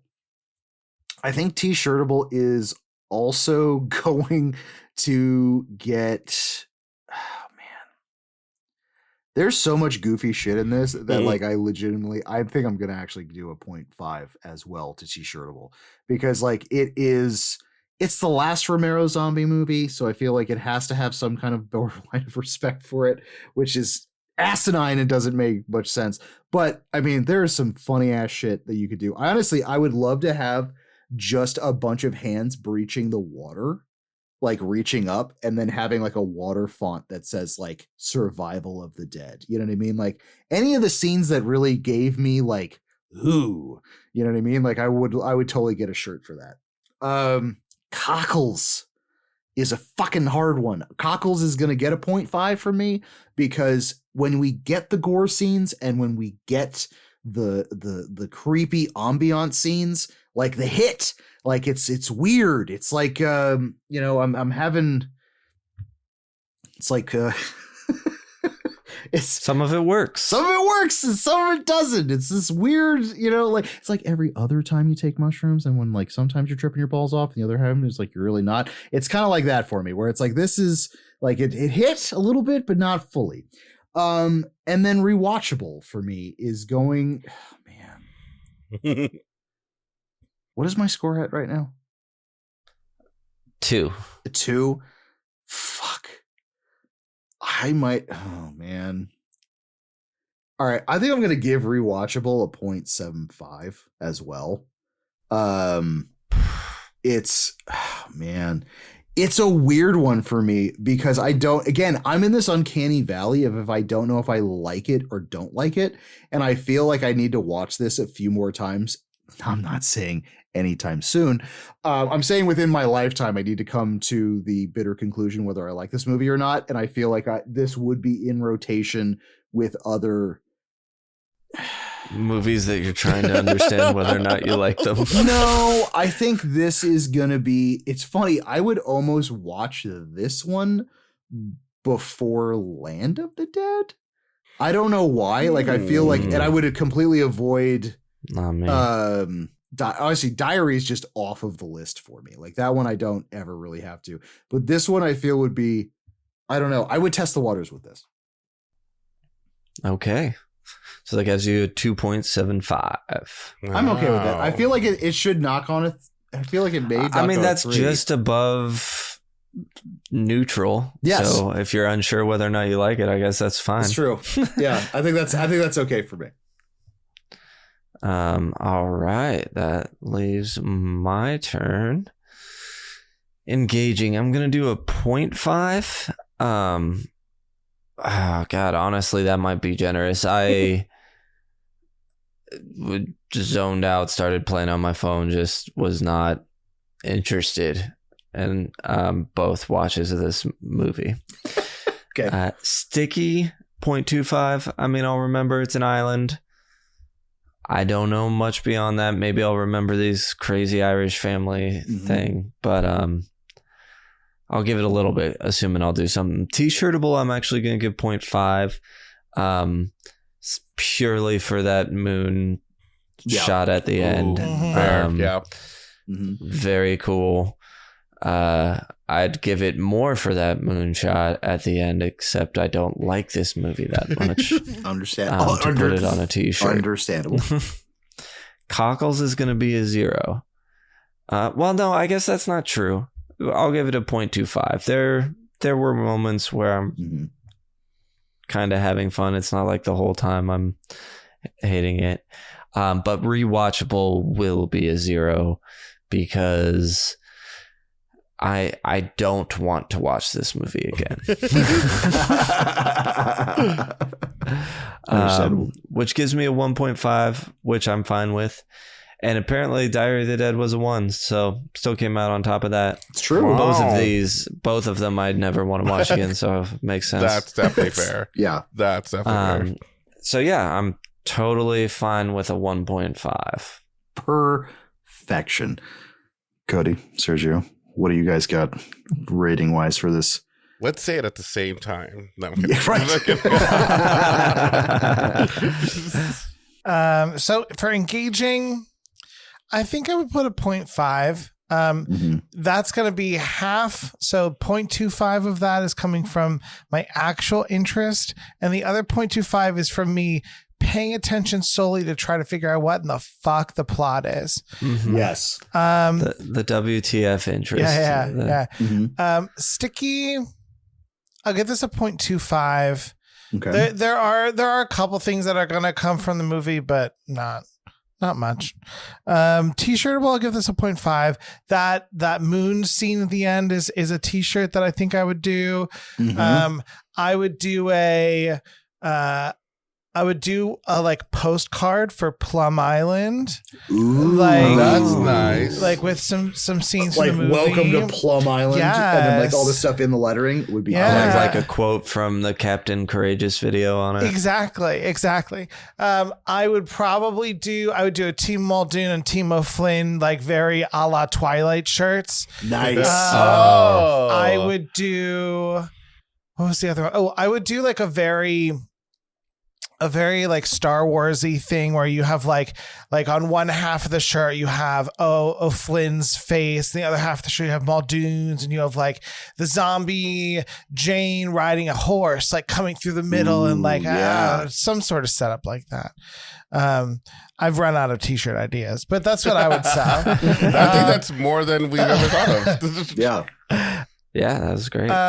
Cockles, this one is really tough.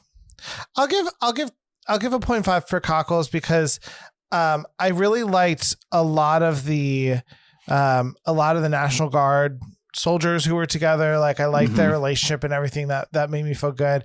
I think it's so funny that there is a character in here that is just named Boy, and he is a main character in the movie, and we just never gave him a name. Give your name. I appreciate that.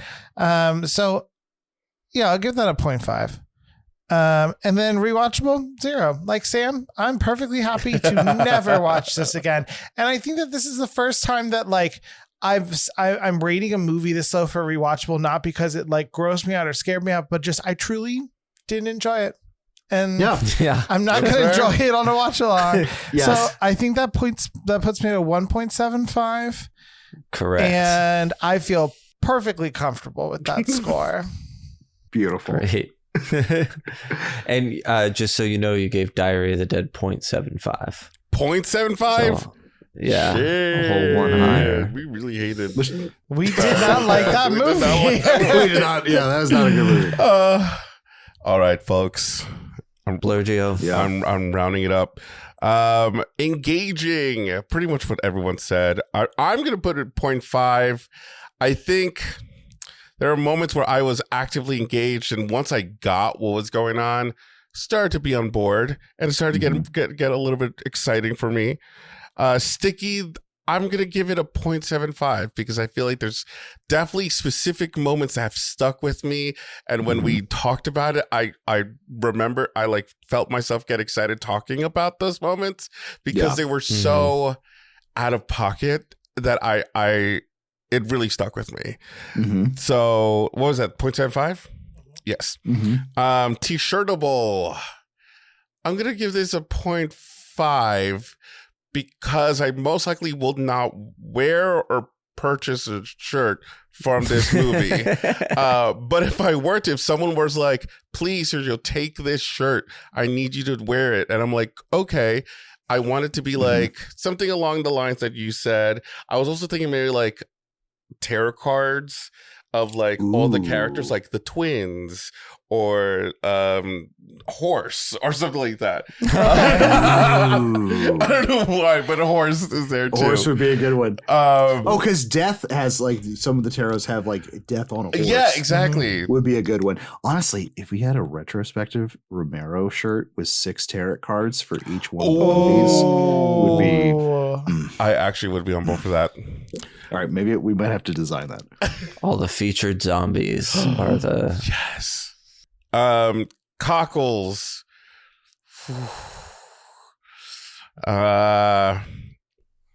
There's just something about this movie that I did have a good time with it. It's in my where like it was so ridiculous and stupid and made no sense that I had ended up laughing and having a good time. I had a good time watching it with you. You heard me laugh. The laughter was happening. From at least one of us, yes.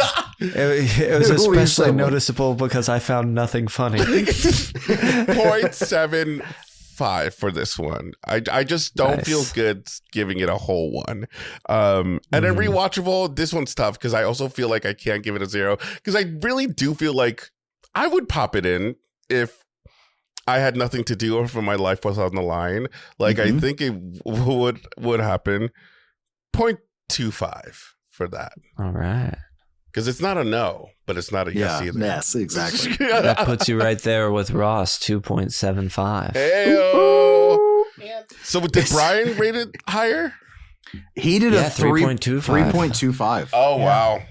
And I do have to insert. There was one other shirt idea that I thought of while you were talking. Okay, and this is going to be very like boardwalk, like meme shirt, like the type that you buy and you never wear, but you thought it was funny, airbrushed. Yeah, exactly. So this would be It would be the like step 1, zombie apocalypse. Step 2.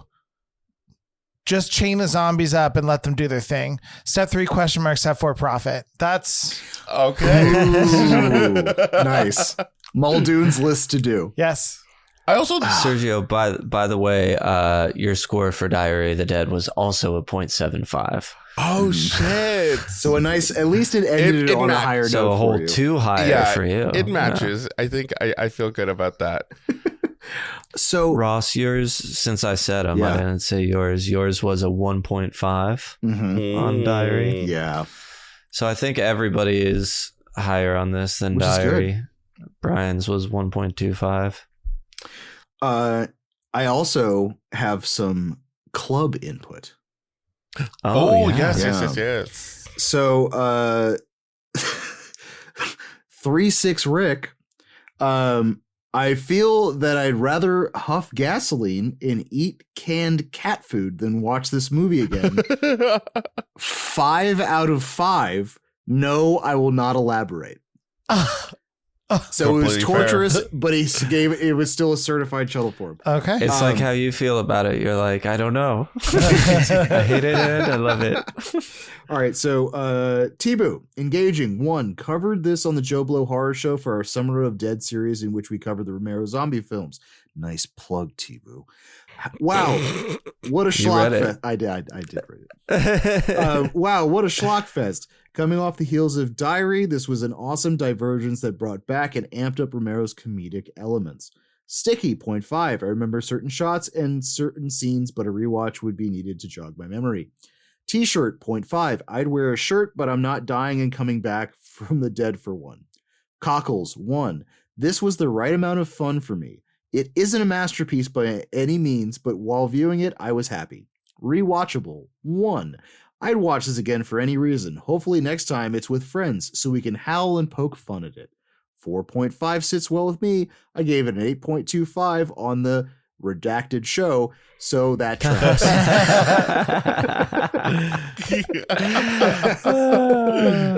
And he says, I'm riding a zombie horse into the theater for the midnight showing.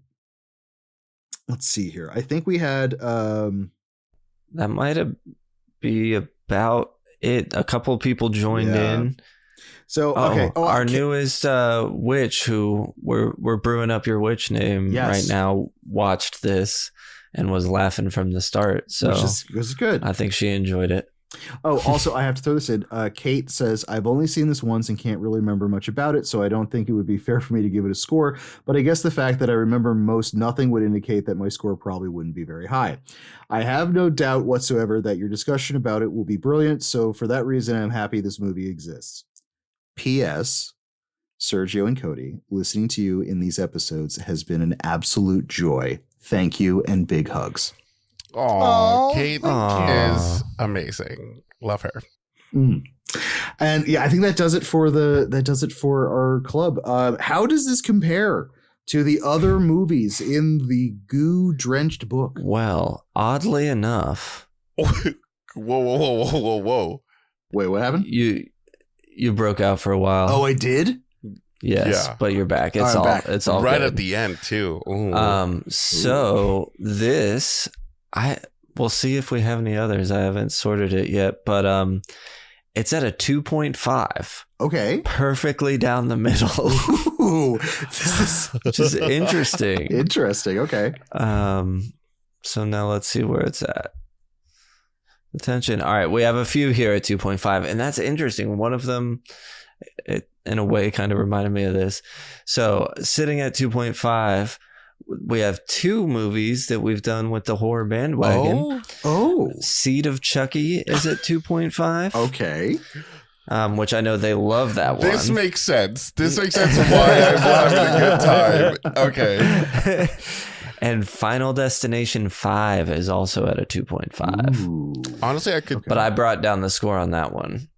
Oh, you guys were at 3s. I was at 1.5. I also wasn't there for the conversation on that one. Damn. 2.5. We also have Friday the 13th Part 2, and we have Malignant. And it kind of reminded me of Malignant in a way that there are certain parts that I really enjoy, but then other parts are such a slog for me that it's hard to. We haven't watched Malignant the rest of it. since we've seen it since it came out. Yeah, we haven't seen that. Did you react to it? We did not. That was just on our own. I really wish that we had because I called the twist like 20 minutes before it happened. Oh, yeah. I was so proud of myself. Nice. But no one will ever know. No one will ever know. People could just be sitting here being like, of course you did, Cody. Like, yeah, we got it. At 2.6, we have The Purge. 2.7, we have Caveat, Cocaine Bear, The Boneyard, and Jeepers Creepers. And at 2.3, we have Bug, X, and The Final Destination. Also, The Final Destination. That's the fourth one, right? Mm-hmm. Yes. Yeah. Mm-hmm. Yeah, that's the one where the guts suck out of the pool. And the guy gets dragged down the street and set on fire. I have a lot of fun with that one. Another one where I think it would be hysterical. Yes. Yeah. That was one I seem to enjoy more than everybody else. And I still only gave it a 2.5. And that concludes the stuff that it's close to. It's in good company. It's in good company. That's perfect. Well, with that wraps up tonight's meeting of the Chuddle the Pod Horror Movie Club. Thank you for joining us as we put a nice end cap to the zombie-filled jamboree that is the Romero series of Everybody zombie wave films. goodbye to this franchise. In the arms of angel. But the Lots horror of bandwagon won't be headshots. gone forever. Not forever. They'll be back for another franchise. Oh, you're definitely going to be back for another franchise. And 'cause we you have better be ready. Hold on. We have you chained in the basement.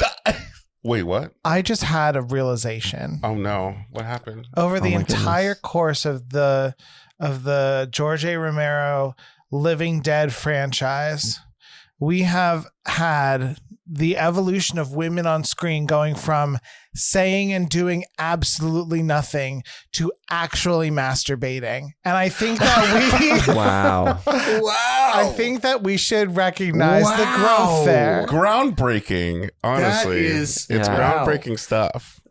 We go That from is true. quiet as a church mouse to public masturbation. And, Oh. and every step in between, we had every step in between. continually, improving the women on screen. Yeah. It's gonna be hard Love to it. beat. Thank you. It's gonna be hard to Thank beat. you so for much. that. Cody, Sergio, thank you guys so much again. Yeah. Thank just you. For real. This is the highlight of my month. This is so much fun. I cannot wait to crack open a new franchise that, like when you crack open a franchise, you got that new franchise smell. It's like a new chapter. Yeah, exactly. Yes. Like new books. And we promise we will release Brian back to you guys Yes. for the next one. He's still on the island. Now He's been yelping now. But now here's the question. Do you think the new franchise will have more or less cum jokes per episode?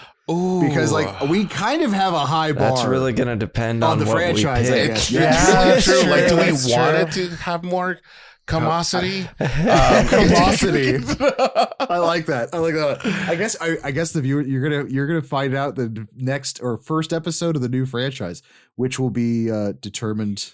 Wait, Yeah. so do we rate this franchise on like a scale of cum? Like, because I was kind of surprised that we were able to talk about cum for this franchise. I think actually technically, I guess the next episode is going to be our retrospective before we hop into it. So we can. are we doing Oh, are that? you kidding me? I've got 3 journals of cum jokes. Okay, perfect. Material is ready.